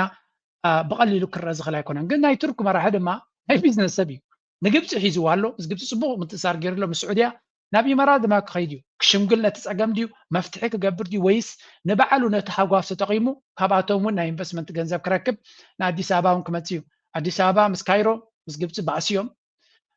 ስዑድያ ምስ ኢማራት ባእሲዮም ናብ ኣርባዕትዮም ይገይሻ ኣሎ ኣብ ሓፂር ግዜ ስለዚ እንታይ ክገብር እዩ ወይ እውን ሽምግልና ንኽፍትን ዝኽእለሉ ተኽእሎ ኣሎ እንተደየለ ድማ ስኩዝ ክገብር እዩ ካብ ኩሎም ስለዚ ናብ ግብፂ ከይድካ ኣቦ እውን ዘገድሶ ስለ ዝኾነ እታ ኢትዮጵያ ዓባይ ሃገር እያ ተገድሳ እያ ድሮናት ገዛሊ እዩ ንግዲ ድማ ዓብይ ንግዲ እዩ ዘለዎም ኣብኡ ስለዚ ናብ ትርኩን ክኸይድ እዩ ናብ ኣዲስ ኣበባ ክኸይድ እዩ ከምኡ ድማ ናብ ቀጠር ክኸይድ ምዃኑ ናብ ኢማራት ቀፂሉ ክኸይድ ምዃኑ ኢና ንርኢ ዘለና እዚ ድማ ኣካል ናይቲ ዝግበር ዘሎ ሻትል ዲፕሎማሲ ወይ እውን ኢንተንሲቭ ዲፕሎማስያዊ ምንቅስቃስ ዝረአ ዘሎ እዩ ብዙሓት እዚ ሽርክነት ናይዞም ክልተ ሃገራት ነቲ ዞባና ይኹን ቀርኒ ኣፍሪካ ማእከላዊ ምብራቅ ዓብይ ዲፋይኒንግ ሞሜንት ክኸውን ከም ዝኽእል እዮም ዝዛረቡ ዘለዉ ንኩላቶም ድማ ሓበራዊ ዕላማ ኣለዎም ብርግፅ እስራኤል በዚ ጉዳይ እዚ ጥቃስ ለይቲ ከምዘይብላ ወይ እውን ቀሲና ከምዘየላን ነዚ ክትብትኖ ብዙሕ ፃዕሪ ክትገብር ከም ትኽእል እዩ ዝንገር ዘሎ ሕጂ ናበይ ክምለስ ዘልየ ኣለኹ ናብቲ ኣብ መንጎ ኤርትራን ስዑድያን ዝግበር ዝነበረ ማለት እዩ እዚ እስከ ንስማዕ Visible strain, increased security awareness and more assertive diplomatic language, and an uptick in diplomatic signaling, an important development unfolded almost simultaneously in two capitals. In Addis Ababa, a senior Saudi delegation held talks with Ethiopia's Prime Minister. In Asmara, another high-level Saudi envoy met separately with Eritrea's president. Two capitals. Two leaders. One Gulf power moving in parallel. What does this coordinated diplomacy signal? A mediation effort? Strategic balancing? Or a broader recalibration around Red Sea security? This report examines verified developments, ሕጂ ኣብዚ እንታይ ኢና ንርኢ ዘለና ሓንቲ ካብቲ ብዙሓት ክኢላታት ነናቶም ርእቶ ዝብላ ዘለዉ ስዑድ ዓረብ ክትገብሮ ዝቐነየት ዲፕሎማስያ ኣብ ከባቢና ማለት እዩ ናብ ክልቲአን ሃገራት ዲፕሎማት ናታ ሰዲዳ ነይራ እዚ ፈተነ ናይ ሽምግልና ድዩ ወይስ ስዑድያ ካልእ ስትራተጂ ኣለዋ ኢትዮጵያውያን እንታይ ይብሉ ኣለዉ እስከ ስምዖም ኣብዚያ ጉዳይ እዚያ ናትና ርእቶ ወይ እውን ናይ ካልኦት ኣካላት ርእቶ እውን ከይረኣና ከለና ኣብዚያ ስምዕዎ ኢትዮጵያና ኤርትራ ተነጋግረው ችግሮቻቸውን ቢፈቱ የመጀመሪያው የፖለቲካ ኪሳራ የሚገጥማት ሀገር ግብጽ ናት። ግብጽ ያለ ቀጠናዋ በአፍሪካ ቀንድ ጂኦፖለቲክስ ገብታ እያቦካች ነው። አሁን ባለው የአፍሪካ ቀንድ የውጥረት ፖለቲካ ግብጽ አትራፊ ናት። በቀጠናው ያሉትን ሀገራት ስትፈልግ በማስተባበር ሳትፈልግ ደግሞ በመበታተን የራሷን ብሔራዊ ጥቅም የማስጠበቅ ቁርጣ የተነሳች ናት። በዚያኑ መጠን በቀጠናው ውጥረት ወርዶ ሰላም ሲሰፍን ካይሮ ከባድ የፖለቲካ ራስ ምታት ውስጥ ትገባለች። ይህም በመሆኑ በኢትዮ ኤርትራ ውጥረቶች፣ የፖለቲካ ኩርፊያዎችና እንዲያም ሲል ደግሞ ወደ ግጭት የመግባት ሂደቶች እንደ ግብጽ የሚያተርፍ ሀገር የለም። የኢትዮጵያ ኪሳራ የግብጽ ትርፍ ነው። ግብጽ በቀጠናው ሀገራት ምንም አይነት ግጭት እንዳይኖር የምትፈልገው በሱዳን ብቻ ነው። የግብጽ ባለስልጣናት ሱዳን የብሔራዊ ጥቅማቸው ማስጠበቂያ ሀገር ሕጂ እንታይ እዮም ዝብሉ ዘለዉ እዚኣቶም ኤርትራን ኢትዮጵያን እንድሕሪ ሓቢረን ወይ እውን ሽግረን ብሽምግልና ናይ ስዑድያ ድዩ ብሽምግልና ናይ ካልእ ሃገር ክዕረቓ እንድሕሪ ክኢለን እታ ዝዓበየ ክሳራ ከጋጥማ ዝኽእል ሃገር ግብፂ እያ እዮም ዝብሉ ዘለዉ ስለዚ ስዑድያ ምስ ኢትዮጵያ ረብሓ ኣለዋ ምስ ኤርትራ ረብሓ ኣለዋ ምስ ግብፂ ረብሓ ኣለዋ ምስ ኩሉ ስለዚ ግብፂ ስዑድያ ማለት እዩ ስዑድያ ንኤርትራን ኢትዮጵያን ክሽምግለን ትፍትናላ ወይ እውን ኢትዮጵያ ንግብፂ ለሚናታላ ምስ ኤርትራ ዘሎ ኩነታት ንክንፈትሕ ሓግዙና ኢሎሞም ኣለዉ ዝብል ዘረባ እውን ንሰማዕ ኣለና ናው እቲ ሕቶ ኣብዚ እዋን እዚ ስዑድያ ንመን ዝያዳ ክትኣምን ትኽእል እዩ ስዑድያ ንግብፂ ዶ ተኣምን ወይስ ንኢትዮጵያ እንድሕሪ ኢልካ ሓቲትካ ብዓይኒ ስዑድያ ኮይንና ክንሪኦ እንተፈቲና ክልትየን ጥቡቕ ዝምድና ምስ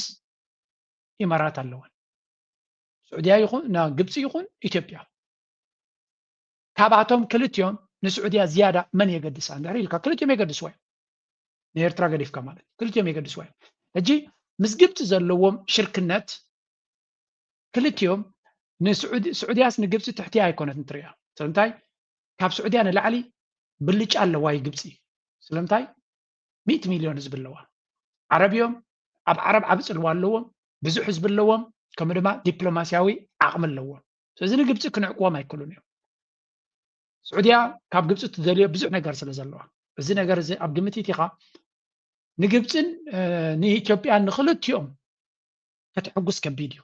ምክንያቱ ኣብ መንጎም ዘሎ ዚሮ ሳም ጌም እዩ ክረዳዱ ዘይክእሉ ግብፂ ብሂወተይ ትመፀንላ ኢትዮጵያ ዝብል ርእቶ ስለ ዘሎ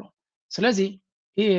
ምስ ግብፂ ዘለዎም ዝምድና ብዓብዪ ደረጃ ፈቲሖሞ ኣብ ፅቡቅ ደረጃ በፂሖም ኣለዉ ስዑድያ ምስ ኢትዮጵያ ዘለዎም ግን ናይ ንግዲ ሽርክና ኣለዎም እቲ ናይ ፖለቲካ ምፍልላይ ብፍላይ ኣብይ ኣሕመድ ለንቀነ ምዝ ናይ ማዓስከር ናይ ዳዕመ ሰሪዕ ዝተረኽቦ ዝበሃል ዘሎ ጉዳይ ንስዑድያ እዚ ዓብይ ቀይሕ መስመር ክኸውን ከም ዝኽእልን ንኣቢ ንሽምግልና ዘይኮነስ ከጠንቅቕዎ ከም ዝኽእሉ ዝያዳ የስ ክንረዳዳ ንኽእል ኢና ምሳኻ ክንሰርሕ ንኽእል ኢና ካልእ ንሰርሖ ነገራት ኣሎ ካብ ሓሊፍካ ግን ንኣቢ ንሽርክነት ዝያዳ ከም ግብፂ ምሳኻ ክንሰርሕ ኢና ወይ ከም ኤርትራ ምሳኻ ክንሰርሕ ኢና ዝያዳ ንምባል ዝኽያዝ ዘሎ ዲፕሎማሲ ከም ዘይኮነ ብዙሓት ነቲ ኩነታት ብቐረባ ዝከታተልዎ ዘለዉ ዝነግሩ ዘለዉ እዮም ስለዚ ንኣቢ ዝነግርዎ ዘለዉ ምስ ኢማራት ዘሎ ምትእስሳር ዝያዳ ከጉድል ከም ዘሎ ወይ እውን ናይ ኢማራት ፈረስ ኮይኑ ናብ ካልኦት ቦታታት ዝገብሮ ዘሎ ጥንቃቐ ክወስድ ከም ዘለዎ እዮም ዝነግሩ ዘሎ ብዙሓት ከም ዝብልዎ ዘለዉ እንድሕር ምስ ስዑድያ ክረዳዳእ ዘይክኢሉ ግብፅን ስዑድያን ኮኦርዲኔት ዝገብርዎ ውሽጣዊ ቅልውላው ናይ ኢትዮጵያ መሊሱ ክብእስ ከም ዝኽእል እዮም ዝነግሩ ዘሎ ኤርትራ ዳበይ ኣላ ኣብዚ ጉዳይ እዚ እንድሕር ኢልኩምኒ እስከ ዳሓና ዝስምዕዋ ሓደ ናይ ቢቢሲ ትንተና ዝሃብዎ ንውሽጣዊ ረብሓኣን استراتيجያዊ ደጋዊ استراتيجያናታን ዲፈንስ ትገብር ኣላ ብቀዳማይ ደረጃ ብኻልኣይ ደረጃ ኣብ ሱዳን ዘሎ ኩነታት መሊሱ ናብ ዝኸፍእ ንኸይከይድ ትፅዕር ኣላ ተወሳኺ ሓድሽ ኩናት ኣብ ቀርኒ ኣፍሪቃ ክመፅውን ንዓ ብቐጥታ ስለ ዝትንክፋ ኣብቲ ቀይሕ ባሕሪ ስለ ዘላ እሱ እውን ጠጠው ንምባል እዩ ዝመስል ድሕሪ ናይ ኣዲስ ኣበባ ዑደት ትማሊ ድማ ምክትል ናይ ወፃኢ ጉዳይ ሚኒስትር ወሊድ ዓብድልከሪም አልኸሬጂ ነስመራ ኸይዱ ምስ ፕሬዝደንት ኢሳያስ ተራኺቡ ነይሩ ስለዚ ብመሰረቱ ሕጂ ዝቐርብ ዘሎ ሕቶታት ስዑድያ ንትውግእ ጠጠው ንምባል ድያ ትፅዕር ዘላ ወይስ ነቲ ኣብ ሱዳን ዘሎ ኩነታት ወይስ ናይ ባዕላ ብሰለስቲኡ ክኸውን ይኽእል እዩ ግን በዚ ኮይኑ በቲ ዝኾነ ተበግሶ ከም ዘሎ እዩ ዘርኢ ማለት እዩ እንድሕር ደኣ ታሽሙ ርኢናዮ ድሕሪ ምርኻብ ኣብን ፈይሰል በን ፈርሓንን ኣበይ ኣሕመድ ኣብ ትዊተርን ኣብ ፌስቡክን ገጻትናቱ ብዛዕባ ክልታዊ ዝምድና ከም ተዛረቡ ታሪኻዊ ርክብ ከም ዘሎ እቲ ተሰማምዕሉ ቅድሚ ሕጂ ንምትግባር ዘተኮረ ርክብ እዩ ነይሩ ኢሉ ፅሒፉ ኣሎ ናይ ፈይሰል በን ፈርሓን ድሕሪናዮ ግን ሚኒስተር ወፃኢ ጉዳያት ናይ ስዑድያ ኣብ ኣዲስ ኣበባ ዝነበሮ ፃንሒት ምስ ፕራይም ሚኒስተር ኣበይ ኣሕመድ ተራኺቡ ብዛዕባ ፀጥታዊ እዚ ኣብ ቀርኒ ኣፍሪቃ ዘንጠላሉ ዘሎ ፀጥታዊ ጉዳያትን ዘይምርግጋእ ዞባን ከም ተዘራረቡ እዩ ነጊሩ ሕጂ ትፍልሊ ኣብኡ ክረኣየካ ፀቢቑ ክረኣየካ ክእል ማለት እዩ ስለዚ ስዑድያ ብመሰረቱ እዚ ከባቢ እዚ ወይ ዞባ እዚ ናብ ዝኸፍአ ፀጥታዊ ኩነት ንኸይኣቱ ፀዓድ ተቐርብ ከም ዘላ እዩ ዘርኢ ሕራይ ንስዑድን ንኤርትራን ኣብ ሓደ ፀጥታዊ ግንባር ሕጂ ከምዚ ክንብላ ፀናሕና ኣብ መወዳእታ ዓብዪ ድራማ ክፈጥር ስለ ዝደሊ ዘሎ እምበር ስዑድያ ኢንቴንሽንስ ናታ ንፁር እዩ ዘሎ ኣብዚ ጉዳይ እዚ ኣብ ቀርኒ ኣፍሪካ ዝካየድ ዘሎ ጉዳይ እቲ እንኮ ነቲ ኩነታት ከበላሹ ዝኽእል ኣብዚ እዋን እዚ ኣብይ ኣሕመድ ስለ ዘሎ ከመይ ጌርና ነዚ ጉዳይ እዚ ኣድረስ ንገብሮ ኣበይ ዘሎ ንስኻ ዕላማኻ ናይ ብሓቂ ካዲኻ ብኡ ክትቅፅል ትደሊ ዘለኻ ወይስ ካልእ ኣጀንዳ ኣለካ ዝብል እዩ ንግብፂ ንስዑድያ ቢገስት ቻለንጅ ራይት ናው ዘሎ ጉዳይ ናይ ሱዳን እዩ ንጉዳይ ናይ ሱዳን ክትቋፀረቶ ኮይና ድማ እቲ ዝበለፀ ማሕውራት ናይ ዳዕመ ሰሪዕ ጠጠው ከተብሎ ክትክእል ኣለዋ ብኩናት ጥራይ ክውዳእ ዝኽእል ኩነታት ኣይኮነን ምክንያቱ ብኩናት ክትውድኦ ዘይኮነ ነቲ ኩነታት ከተሕፅሮ ወይ እውን ነቲ ናይ ኩናት ዕድመ ክትሕፅሮ ተኮይንካ ንኢማራት ጠጠው ኣብል ኢላታ ክሰምዓ ይትኽእል እያ ስለዚ ነቲ ሰፕላይ ቼን ነቲ ቀረብ ዘምፅእ ዘሎ ብፍላይ እዚ ናይ ኢትዮጵያ ሲሪየስ ዝኾነ ነቲ ካልኩሌሽን ናይ ኩናት ናይ ሱዳን ከናውዑ እዩ ምክንያቱ ሰባት ካብ ኢትዮጵያ ምፂኻ ዕሊምካ ናብ ሱዳን ክሰዶም ተጀሚርካ እቲ ኩናት ንነዊሕ ግዜ ክቕፅል ይኽእል እዩ ደሆነ ጊዜ እቲ ካልኦት ሓይልታት እውን በዛ ዓይኒ እዮም ዝርእይዎ ዘለዉ ሎቢ ናቶም ይኹን ናይ ቀጠር ወሲኽካ ድማ ኣብ ኒው ከዓ ነቲ ሰራዊት ናይ ሱዳን ነቲ ዳዕመ ሰሪዕ ኢንተርናሽናል ቴሮሪስት ኦርጋናይዜሽን ክኸውን ዓለም ለኻዊ ግብረ ሽበራዊ ትካል ኮይኑ ንክፅዋዕ ድማ ፃዕሪ ክግበር እዩ ቀሊል ክኸውን ኣይኮነን እዚ ብሓፈሻ ግን ኣብ መንጎ እዚአን ሃገራት ዘሎ ጉዳይ ብዙሕ ነገር ክትሪዮ ትኽእል ኢኻ ኣብይ ኣሕመድ ድማ ኣብዚያ ጉዳይ እዚኣ ሕብረት ኣፍሪካ ፅቡቅ ጌራ መዘናግዒት ረኺብሎ ካብቲ ክራይሲስ ኣብቲ ውሽጢ ዓዱ ካብዚ ኣከባቢ ተፈጢሩሉ ዘሎ ኩነታት መህደሚ ረኺብሎ ግን ክንደምንታይ ኣብኣ ክሕባኽል ንክንደይ ግዜ ክፀንሕ ይኽእል ንግዜኩም ገጥፈይና ግብፂ ብቲ ጉዳይ እቲ ድፊኢት ናታ ብቐጥታን ብተዘዋዋርን ቀፃሊ ወላ ብሕብረት ኣፍሪካ እውን እንተኾነ ልዑል ፀቕጢያ ትገብር ዘላ ናይ ብጉዳይ ናይ ሱዳን ሓደ ሰሚት ክትገብር እያ ንኣቢ ኩሉ ግዜ ኩነታቱ ከተበላሽወሉ ትፍትን ታላ ሃገር ግብፂ እያ ነቲ ኩነታት ድማ ብዝሰፍሐ መልክዕ ትደፍኣሉ ዘላ እዚ ከምዚ ኢሉ እናሃለዎ ከሎ ኣብቲ ኩነታት ናይ ኢትዮጵያ ክምለስ ከለና እዚ ሕጂ ድብገስ ዘሎ ኩናት ደጋጊምና ሓንቲ ዘረባ ኢና ንሰምዕ ዘለና እቲ ኩናት ኣብዚ ቀረባ ኣቢ ክጅምሮ መደብ ከም ዘለዎ እሱ ኢና እቲ ዘረባ ብኩሉ ንሰምዖ ዘለና አፍሪካ ህብረት በኋላ ጦርነቱን የመጀመር እቅድም እንዳለ ነው መረጃዎች እየወጡ ያሉት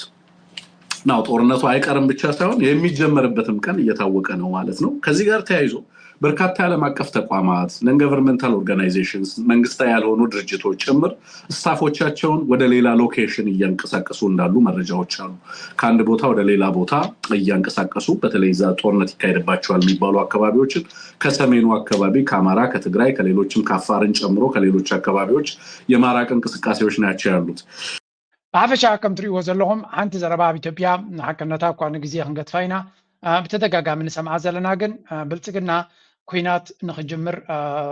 አንቂዱ ተበጊሱ ከም ዘሎ ድሮ ኣብ ክልል ኣምሓራ ከቢድ ኩናት ይካየድ ከም ዘሎን ብርቱዕ ዝኾነ ረፅሚ ይካየድ ከም ዘሎን ብልፅግና ድማ ሰፊሕ ዝኾነ ስዕረት የጋጥሞ ከም ዘሎ ኢና ንሰምዕ ዘለና ስለዚ እቲ ደሎ ኩነታት ኣዩ እቲ ፍልልይ ናቱ ኢና ንርኢ ዘለና እምበር እቲ ኩናት ዝቕፅል ዘሎን ሓደ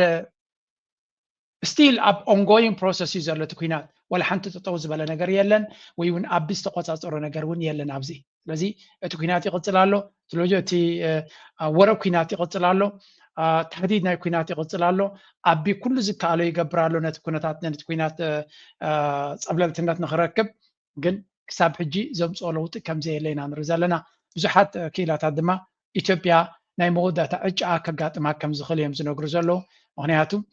እዛ ኢትዮጵያ ትበሃል ተበቲና ጥራያ ዕረፍቲ ክንረክብ ንኽእል ዝብል ስነ ሓሳብ ድማ ብተደጋጋሚ ንሰምዖ ዘለና ኢና ብኩሉ መንገዲ እዛ ኢትዮጵያ ትበሃል እዚኣ ከይተበተነት ዕረፍቲ ዝበሃል ክህሉ ይክእልኒ እዮም ዝብሉ ዘለዉ ስለዚ ክትብተን ዲ ኣይትብተንን ንግዜ ንገድፎ ኮይኑ ኩላቶም ግን ነናቶም ዕላማታት ይገብሩ ኣለዉ ኣቢ እውን ነዛ ዋዕላ እዚኣ ወዲኡ ሓደ ውሳነ ክውስን ምዃኑ እቲ ውሳነ ንሱ ዝውስኖ ድማ ኣብቲ ከባቢ ዓብይ ፅልዋ ክፈጥር ከም ዝኾነ እዮም ዝነግሩ ዘለዉ ሕና ነቲ ኩነታት ተኸታቲልና ናባኹም ከነቕርባ ክንፍትን ኢና ግን ክሳብ ሕጂ ብንሪኦ ዘለና ሓበሬታ ቀሊል ዘይኮነ ኩነታት ኢና ቀሊል ክኸውን ዘይክእል ኩነታት እዩ ዝረአ ዘሎ እዩ ዝበሃል ካልእ ካብዚ ከሪአኩም ደልየ ዘለኹ ኣብዚ እስከስምዕዎም ለንቀነቶም ሃውታትያን እውን ተመሊሶም እንዮም ዘለዉ ያላን ሀገራት መግቢያችን ላይ ብለነዋል የጦር ሰፈር አላቸው ብሔራዊ ጥቅማቸውን ለማስጠበቅ ከብዙ ሺህ ማይል ኪሎ ሜትር አቋርጠው መጣው እኛ በአፍንጫችን ልክ 50 60 ኪሎ ሜትር ርቀት ላይ ባለው የተፈጥሮ ወሰናችን የነበረውን ነገር እንድንከለከል እንደ መፍቀድ ያክል አይቆጠርም ወይ ምንድነውስ ማድረግ ያለበት ለምሳሌ በውሃ ለሰላም ይላል አይደል የናይሉ ውሃ ብቻ ነው እንዴ የቀይ ባህር ውሃ እኮ ነው ለምንድነው በቀይ ባህርና በናይል ምክንያቱም ናይል የጋራችን ከሆነ ክቡር ጠቅላይ ሚኒስትሩን በተደጋጋሚ እንደሚያነሱት ቀይ ባህርም የጋራችን ነው እንደ ጋራችን ልንጠቀምበት ይገባል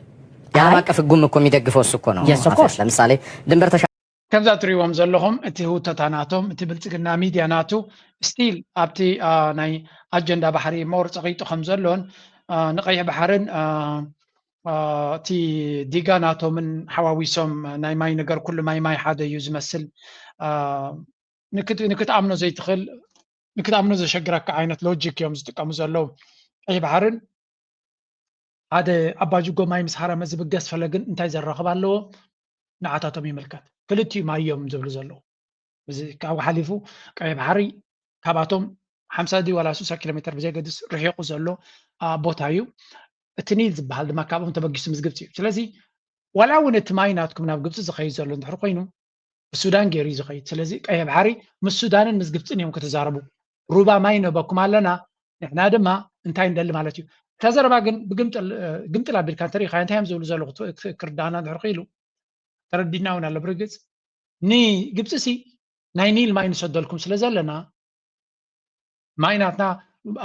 ውሕጅ እቲ ካባነ ናባኹም ስለ ዝመፀኩም ዘሎ نحنا نيرترا خيرنا ماي ناي قاي بحري كنوسسي ኣይትጻብኡና እዮም ዝብሉ ዘሎ እምበር ኣብ ግብፂ ከይዶም ክጥቀሙ ከም ዘይክእሉ ፈልጥ እዮም ስለዚ ከምቲ ንሕና ንልንበኩም ዘለና ማይ ንስኹም ድማ ንሕና ወሪርና ንኤርትራ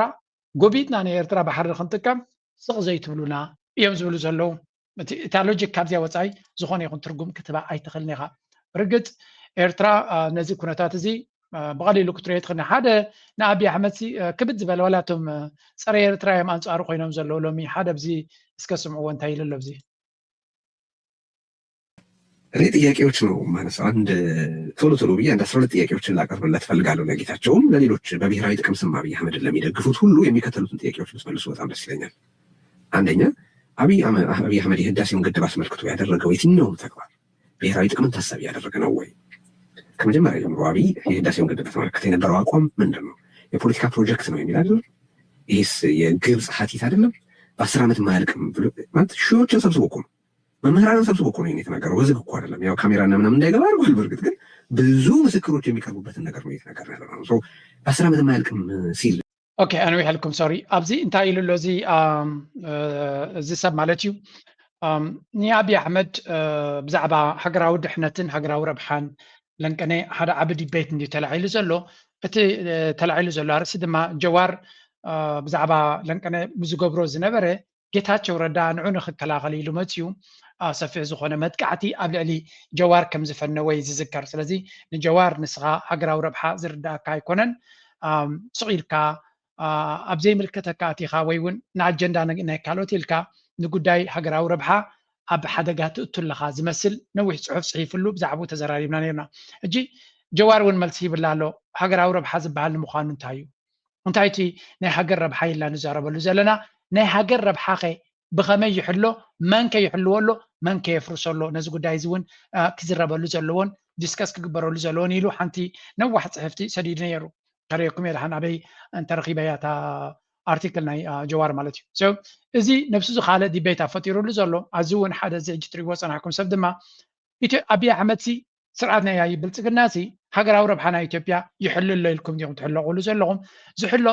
ይሕልሎ ትብልዎ እንተኮይንኩም ከ ኣይናይ ክፋል ናይቲ ሃገራዊ ድሕነት ወይ እውን ሃገራዊ ረብሓ እዩ ዝሕሉ ዘሎ እስከ ግለፁልና ኢሉ እዩ ዝነግሮም ዘሎ ስለዚ ኣብዘን እንድሕሪኢኹም ነጥብታት ጠቂስዎን ዘሎ ብዛዕባ ጌርድ እንድሕሪ ኢልኩም እዚ ዲጋ ናቶም ማለት እዩ ናይ ብሓቂ ዲ ኣብዪ ኣሕመድ ገይርዎ ኢልኩም ተኣምኑ ኣንቲ ኣብዪ ኣሕመድ ኣብ ዘረቡ ተቐደም ህዝቢ ስለ ዘገደዶ እምበር ተገዳስነት ከም ዘይነበሮ ምስ ኤርትራ ዝገበሮ እውን እንትኾነ ምስጢራዊ ርክብ እዩ ብዛዕባ ኣፍ ደገ ባሕሪ እንታይ ርክብ እዩ ገይሩ ነይሩ እንታይ ይኸነ ኢትዮጵያ ንሃገራዊ ረብሓ ናይ ኢትዮጵያ ንቅድሚት ብኸመይ ሰዲዱ ዋህቡ ስለዚ ምስጢራዊ ዝኾነ ርክብ ከም ዝገበረ ምስ ኤርትራ ድማ ንሱ ኣብ ትግራይ ዝተገበረ ገበናት ድማ ኣብዪ ኣሕመድ ምስ ኤርትራ ተሓባቢሩ ዝገበሮ እዩ ስለዚ ሃገራዊ ረብሓ ናይ ኢትዮጵያ ድዩ ኣተግቢራዊ ኸ ይብላ ኣሎ ኣብ ሱዳን ሕጂ ድማ ምስ ንሱዳን ክድምስስ ዝደሊ ሓይሊ ዘሎ ምስ ሓደ ብገበናት ናይ ኩናትን ገለን ዘብል ዘሎ ምስት ኮይኑ ድማ ንገብሮ ዘለና ድማ ንኢትዮጵያ በናይ መንገዲ እዩ ዝጠቕማ ካልእ ድማ ኣገዳስነት ባል ዕልዋ ዘሎ እቲ እዚ ማዓስከር ኣብዚ ንሪኦ ፀናሕና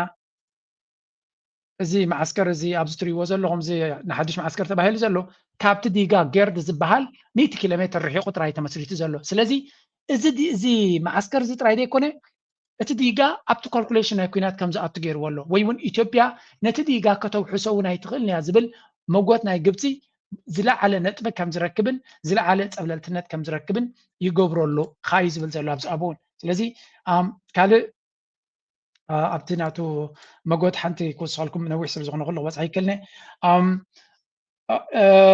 ኣብቲ ቁፅሪ ኣበይ ነይረ ፅናሕ ለሚ ከም ኩሕታት ነጥብታት ጥራይ ክሪአን ስለ ዘለኹ ካልእ ሱዳን ሳብ ሱዳን ሜዲዬሽን ኣብ ጉዳይ ናይ ሱዳን ደቡብ ሱዳን እውን ይዛረብ ናይ ሶማል ፖሊሲ ኣብ ደገ ባሕሪ ኢሉ ንሶማል ዝገበሮ ዕንደራ እንታይ ዓይነት ፀገም ፈጢሩላ ኣሎ ነታ ሃገር ንጅቡቲ እውን እንተኾነ ብዛዕባ ጉዳይ ናይ ቀይ ባሕሪ ብዝገበሮ ነታ ጅቡቲ ብዙሕ ግዜ ናይ ሴኪሪቲ ፀገም ከም ዝስምዓ ብምግባር ንካልኦት ንስዑድያን ንግብፅን ቦታ ንክትከፍት ከም ዝደፍኣ እዩ ዝነግር ዘሎ ሳውት ሱዳን ቦርደር ምስ በቲ ወገን ጋምቤላ ብደቡብ ሱዳን ዝመፅእ ዘሎ ፀገም ከቢድ ፀገም ከም ዘለዎምን ካብኡ ዝመፁ ዕጡቃት ምልሻ ነቶም ህዝቢ ከሳቂቦም ከለውን ካብኡ ክፈትሕ ኣይከኣለን እቲ ሽግር ኣፍሪካን ዩኒዮን ዲስኣግሪመንት ከምኡውን ምስ ሕብረት ኣፍሪካ ዘለዎም ነቲ ቻርተር ናይ ሕብረት ኣፍሪካ እውን ዝትንክፎ ዘሎ ከምኡውን ንዳዕሚ ሰርዒ ምትካፍ እውን ካልእ ፀገማት ይፈጥር ስለ ዘሎ ስለዚ ውሽጣዊ ፀገሙን ሓድሕዱ ኢንተርናል ዲስታቢላይዜሽን ውሽጣዊ ፀገም ናይቲ ሃገር ነዚ ናይ ጥዕና ድማ ቢልዮናት ናይ ኣሜሪካ ክረክብ ኢሉ ነቲ ናይ ሄልስ ዴታናቶም ንኣሜሪካ ምሻጡ ልዕሊ ኩሉ ድማ ብኢንቨረድ ዝዝወር ሰብ ምዃኑ ብናይ መንገዲ እዩ ንረብሓ ናይ ኢትዮጵያ ንቅድሚት ይሰድድ ኣሎ ኢልኩም ትዛረብዎ ዘለኹም እናበለ እዩ ዝምልስ ኣሎ ተወክል እዩ ኣብ መወዳእታ ኣብይ ኣሕመድ ዝኽተሎ ዘሎ ፖለቲካ ረብሓ ናይ ኢትዮጵያ ንቅድሚት ይወስድ ኣሎ ኢልካ ክትዛረብ ኣዝዩ ከቢድ እዩ ዋላ እቶም ደገፍትናቱ እውን I don't think they have ጽቡቕ ዝኾነ ጭብጢ ከቕርቡ ይክእሉን እዮም ረብሓ ናይ ኢትዮጵያ ንቅድሚት የቀድም ኣሎ ኢሎም ክምግቱሲ ዝኾነ ይኹን ንዑ ዝድግፍ ኤቪደንስ ከቕርቡ ይክእሉን እዮም ስለዚ yes of course ክድግፎ ኣብ ከቢድ ዝኾነ ፖለቲካዊ ጉዳይ ክኸውን ከሎ ክድግፎ ነቲ ናትካ ኩነታት ናትካ ምርጫ ክኸውን ይኽእል እዩ ሓንቲ ብዚኣ ካልእ ሰብ ዝበላ ድማ ስሙ ውጊያ ትግራይን ለመውጋት ነው የሚል መሆን የለበት ለማጥፋት ነው የሚል ቃል ነው የሚገልጸው ይሄ በሾር ያስፈልግ it is very serious የትግራይ ተወላጆች በላይ ያሰራጭ ውስጥ ነው ከህወሓትም ከምንም ጋር ባሉ ቅሬታ በተለያዩ መንገዶች አያለውኝ ይሄ ጋዜጠኝነት አለፍ ብሎ ለመናገር አሁን የሚካሄደው ውጊያ ለማጥፋት ነው ይሄንን በምን ቋንቋ መናገር ይቻላል ቁጭት አለው ኤግዛክትሊ ሕጂ ናብ ትግራይ ክገብሮ ዝደሊ ዘሎ ኩናት ኣቢ ተራ ኩናት ወይ እውን ህወሓት ንምስዓር ጥራይ ኢልካ ክሕለፍ ዝኽእል ኣይኮነን እዮም ዝብሉ ዘለዉ ኣቲንከ ካብ ብዙሓት ወገናት ዝመፅእ ዘሎ ዘረባ እውን ንሱ እዩ እዚ ኩናት ኣቢ ሕጂ ክገብሮ ዝኽእል ናብ ትግራይ ሲሪየስ ንትግራይ ካስያ ዝኽእል ኩናት ክገብር ይሓስብ ከም ዘሎ ጥራይ ዝንገር ዘሎ ስለዚ ተጋሩ ካብቲ ቅድሚ ሕጂ ዝተምሃሮ ነገር እንተሎ ኣብይ ኣሕመድ ንተጋሩ ኣፀቢቑ ንምድብሳስ ከምቲ ጌታቸው ረዳ ለንቀነ ዝበሎ ንትግራይ ከጥቅቓ ኢሉ ይሓስብ ከም ዘሎ እዩ ዝበሎ ትግራይ ብከቢድ ንምህራም ከቢድ ዝኾነ ውሳነ ክገብር ካብቲ ዝሓለፈ ጌጋ ተማሂሩ ዘይኮነስ ኣብቲ ዝሓለፈ ዝፈፀሞ ጌጋ ንዓታቶም ፅቡቅ ገይሩ ክድምስሶም ከም ዝደሊ እዚኣ እውን ሓንቲ ነፍሳ ዝኻለት ምልክት እያ ምክንያቱ ካብ ዝሓለፈ ኤርትራ ኢትዮጵያ ናብ ትግራይ ኩናታት እዮም ነይሮም ድሕሪ ኢልካ ኤርትራ ካብ ዝሓለፈ ኩነታት ተማሂራ ወይ እውን ነቲ ኩነታት ስለተቀየረ ምስ ህዝቢ ትግራይ ምስ መርሕነቱን ፅቡቅ ዝምድና ኣለዋ ደጊም ናብ ከምኡ ዝመልስ ጉዳይ ድማ ይብላ ናብ ሰላምን ርቃትን ትኸይድ ኣላ ብግምጣሉ ኣቢ ኣገይን እቲ ሰራዊት ኤርትራዊ ከምዚ ገይሩ ክብል ከሎ ከም ብሓድሽ ሕጂ እውን ህዝቢ ትግራይ ከጥፍእ ዝብገስ ዘሎ ኣብይ ኣሕመድ እዩ ኣብዚ ተጋሩ ብዙሕ ይፅሕፍ ኣለዎ ግን ዝሰምዖም ተረኺቦም ማለት እዩ ነቲ ሕብረት ኣፍሪካ ክንዲ ምንታይ ጀኖሳይድ ቅድሚ ሕጂ ተፈፂሙ ንዝበሃል ዘሎ ወይ እውን ብዙሕ ገበናት ተፈፂሙ ንዝበሃል ዘሎ ሕጂ እውን መን ይጠጠው ከብሎ መዓት ሰራዊት ናቱ ናብ ኢትዮጵያ ናብ ትግራይ ገፁ ዘንቀሳቅስ ዘሎ መን እዩ ጠጠው ከብሎ ኢሎም ናብ ብዙሕ ፃውዒት ይገብሩ ኣለዉ ምክንያቱ ቅድሚ ሕጂ ዘጋጠመ ጥረት ዘይኮነ ሕጂ እውን ደጊሙ ነቲ ኩናት ንክደግሞ ኣብይ ኣሕመድ ነቲ ኩናት ንክደግም ተበጊሱ ከም ዘሎ እዮም ዝነግሩ ዘለዉ ብዙሓት ሰማዕን ተረኺቦም ነቲ ጉዳይቲ ናብ ዝምልከቶ ጉዳይ በፂሑ ናብ ዝምልከቶ ኣካል በፂሑ ነቲ ኩናት ጠጠው ከብሉ ዝኽእሉ ዘለዉ እንተለዉ ነቲ ኩነታት ጠጠው ከብልዎ ፃውዒት ይገብሩ ኣለዉ ቀሊል ክኸውን ኣይኮነ እቲ ጉዳይ እቲ ውዕል ፕሪቶርያ ጠቕላላ መይቱ እዩ ደብረፅዮን ድሕሪ ኮይኑ ናይ ህወሓት መራሒ ድማ ደጊሙ ደጋጊሙ ኣብ ኩናት ክኣትዉ ድሌት ከም ዘይብሎም ነጊሩ ኣሎ ንሕና ኩናት ኣይንደልና ዘለና ንዝርርብን ሰላምን ድማ ኣፍ ደጌና ክፉት እዩ እዩ ዝብል ዘሎ ስለዚ ኣሚን እቲ ኩነታት ካብዚ ንላዕሊ ክንፅር ኣይክልኒ ኣነ ብኣይ ወገን ክሪኦ ከሎ ሕዚ እውን ንሰላም ዘለና ድሌት ከይዝና ኢና ኣፍሪካ ሕብረት ሓለት ምስ ወፃ እውን ንፀባሕ ኢካ ኣብቲ ፅሑፍ ኣይፃሕፍናየን ተኳስ እውን መከላከያ ናብ ሰራዊትና ዝተኮስኩ ንሱ እዩ ናይ ፀለምቲ ተኳስ ንሱ እዩ ብሰላም ፀገማ ይፈትሐ ይብሉ ብተኩሲ ድማ ተኩሲ ትመልስ ማለት እዩ ከም ንሪኦ ዘለና ደብረፅዮን ኣብዚ ለንቀነ ብዙሕ መግለፂታት እዩ ዝህብ ዘሎ ንደብረፅዮን ክትፈትዎ ዲኻ ትፈፅሎ ኣብዚ እዋን እዚኣ ነታ ኩነታት ንዓለም ኣብ ምንጋር ብዙሕ ይጓየዩ ከም ዘለዉ ኢና ንርኢ ዘለና ኦኬ ካብዚ ፖለቲካዊ ድራማታት ወፂና ድማ ኣብዚ እስከ ገለገለ ናይ ፖለቲካዊ ተዋስኦ ድማ ክንርኢ ናይ የኤርትራ ፓርት ኦፍ የኤርትራ ተወላጅነት ከዚህ በኋላ የኤርትራ ሉዓላዊነት የሚባል ነገር ጥያቄ ምልክት ውስጥ መግባት የለበትም ብዬ ነው የማምነው። ከዚህ በኋላ የኤርትራ ሉዓላዊነት የሚባል ነገር አይኖርም። ምክንያቱም ሻዕቢያ የኤርትራ ሉዓላዊነት ማስከበር አልቻለም፣ ማስጠበቅ አልቻለም። የኤርትራ ሉዓላዊነት ማስጠበቅ የሚችል የነበረው በሰላማዊ መንገድ ነው። የሌሎች ሀገሮችን ድንበር እየጣሰ ግን ድንበር የተነካ ብሎ አይችልም። ካሁን በኋላ የኢትዮጵያ መንግስት ሊወስድ የሚችለው ማንኛውም ወታደራዊ የሚሆን የፖለቲካ ዲፕሎማሲ እርምጃዎች በሙሉ ተቀባይነት አላቸው።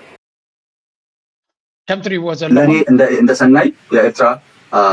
ፓርት ኦፍ የኤርትራ ተወላጅነት ከዚህ በኋላ የኤርትራ ሉዓላዊነት የሚባል ነገር ጥያቄ ምልክት ውስጥ መግባት የለበትም ብዬ ነው ማለት። ከዚህ በኋላ ስለዚህ ሉዓላዊነት የሚባል ነገር አይኖርም። ካብዚ ንድሓር ኤርትራዊ ንኽብል ቁሩብና ተሰከፈ እንድዩ ምክንያቱ ከም ትሪእዎም ዘለኹም ገለገለ ሰብ ባንዴራ ቀይሮም እዮም ማልያ ቀይሮም እዮም ስለዚ እዚ እንታይ ዝብል ዘሎ ኤርትራ በቲ ብልፅግና ተውፅኦ ደብዳቤ ዝሰደዶ ናይ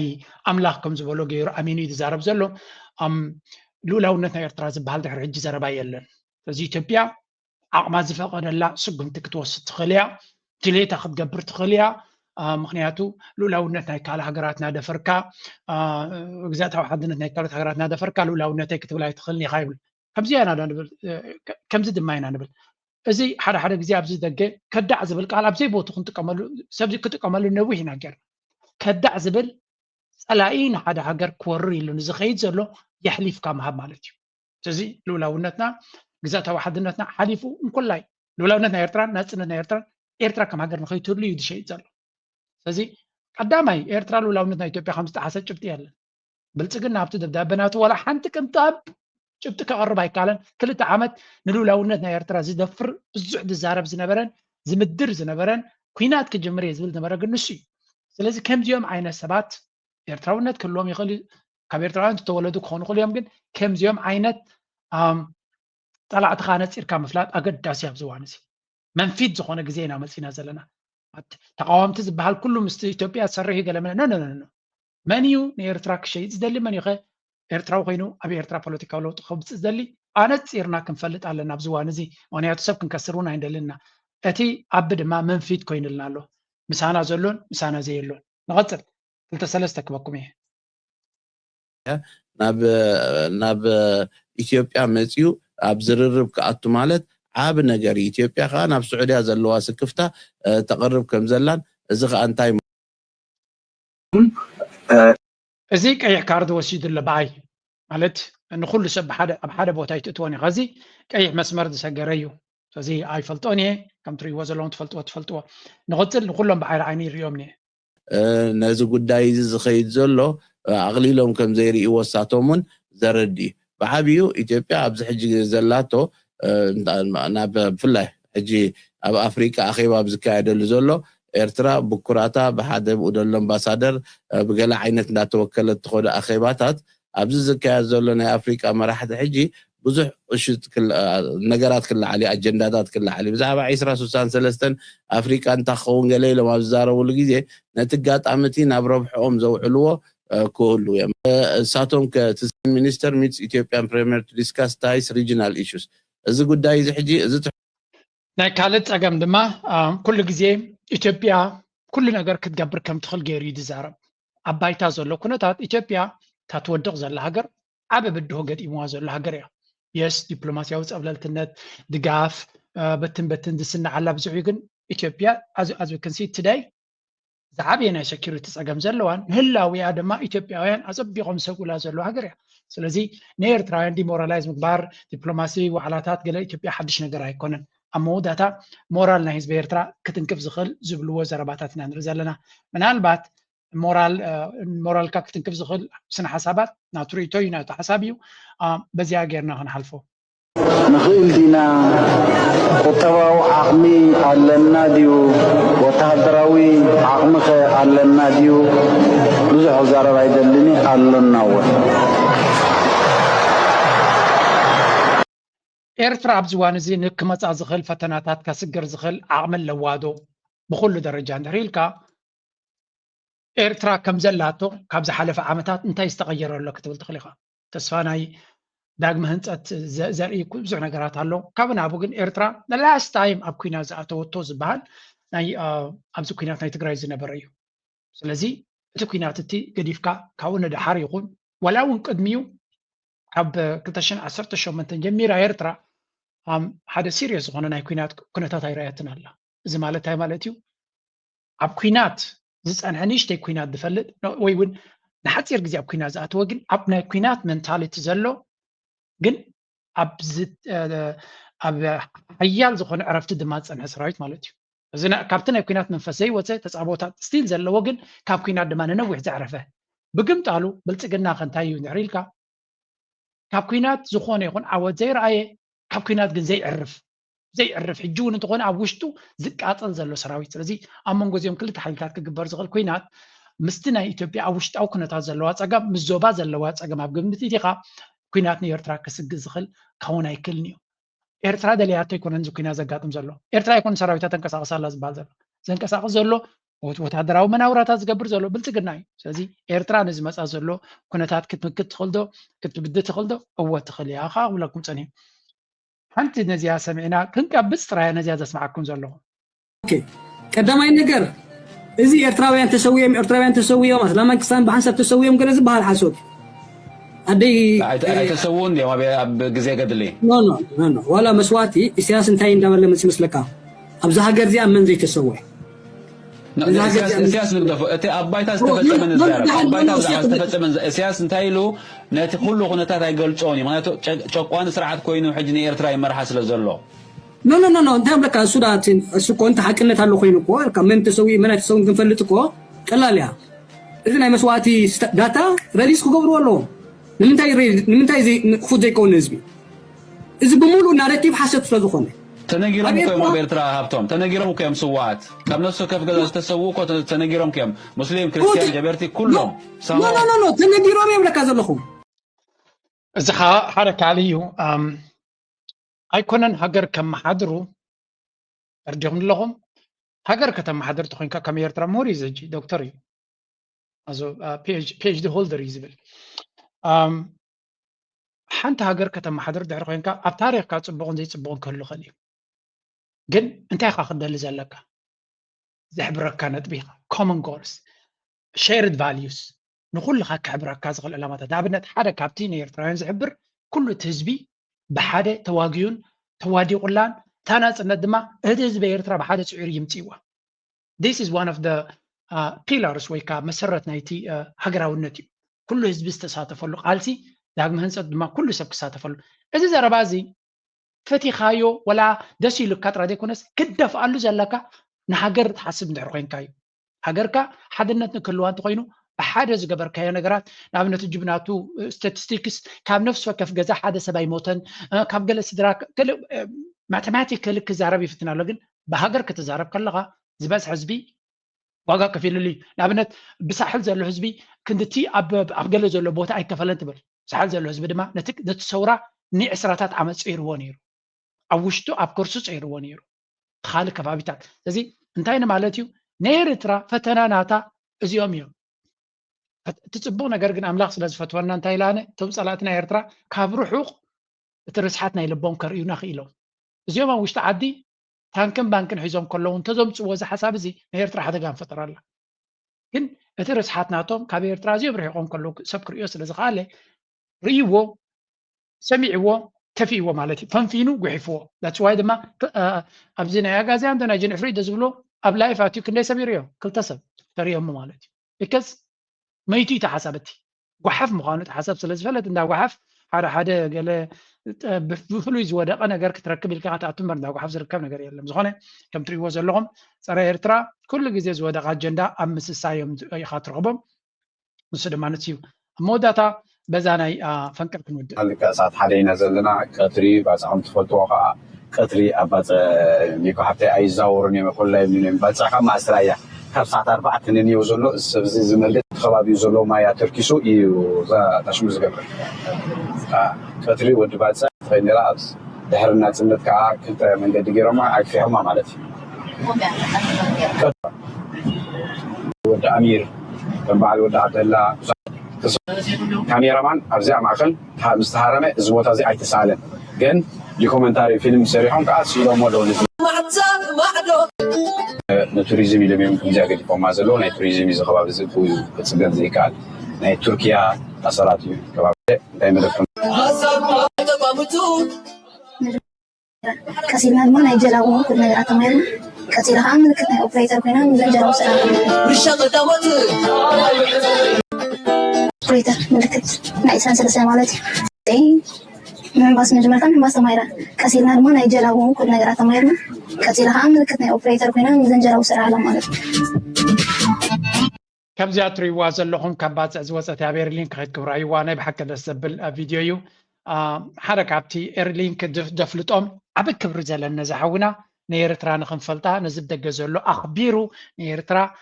كل سب كم دفلتو كحسبا وكله كرز فتنس لزخونة one of the brilliant كابيرترا زلونا media personality أبيرلين كهيد كم دما تبابعو كم نيرترا نخنفلتا كم إيرلين كدسعر أيرا خنانة I'm very very proud of them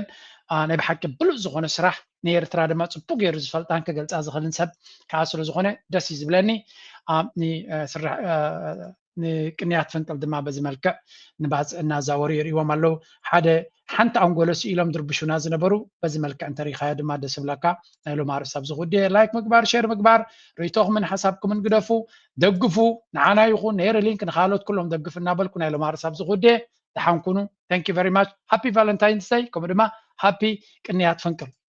حرمتي وانا نبر عالكو يشاركتي محبرت حايركم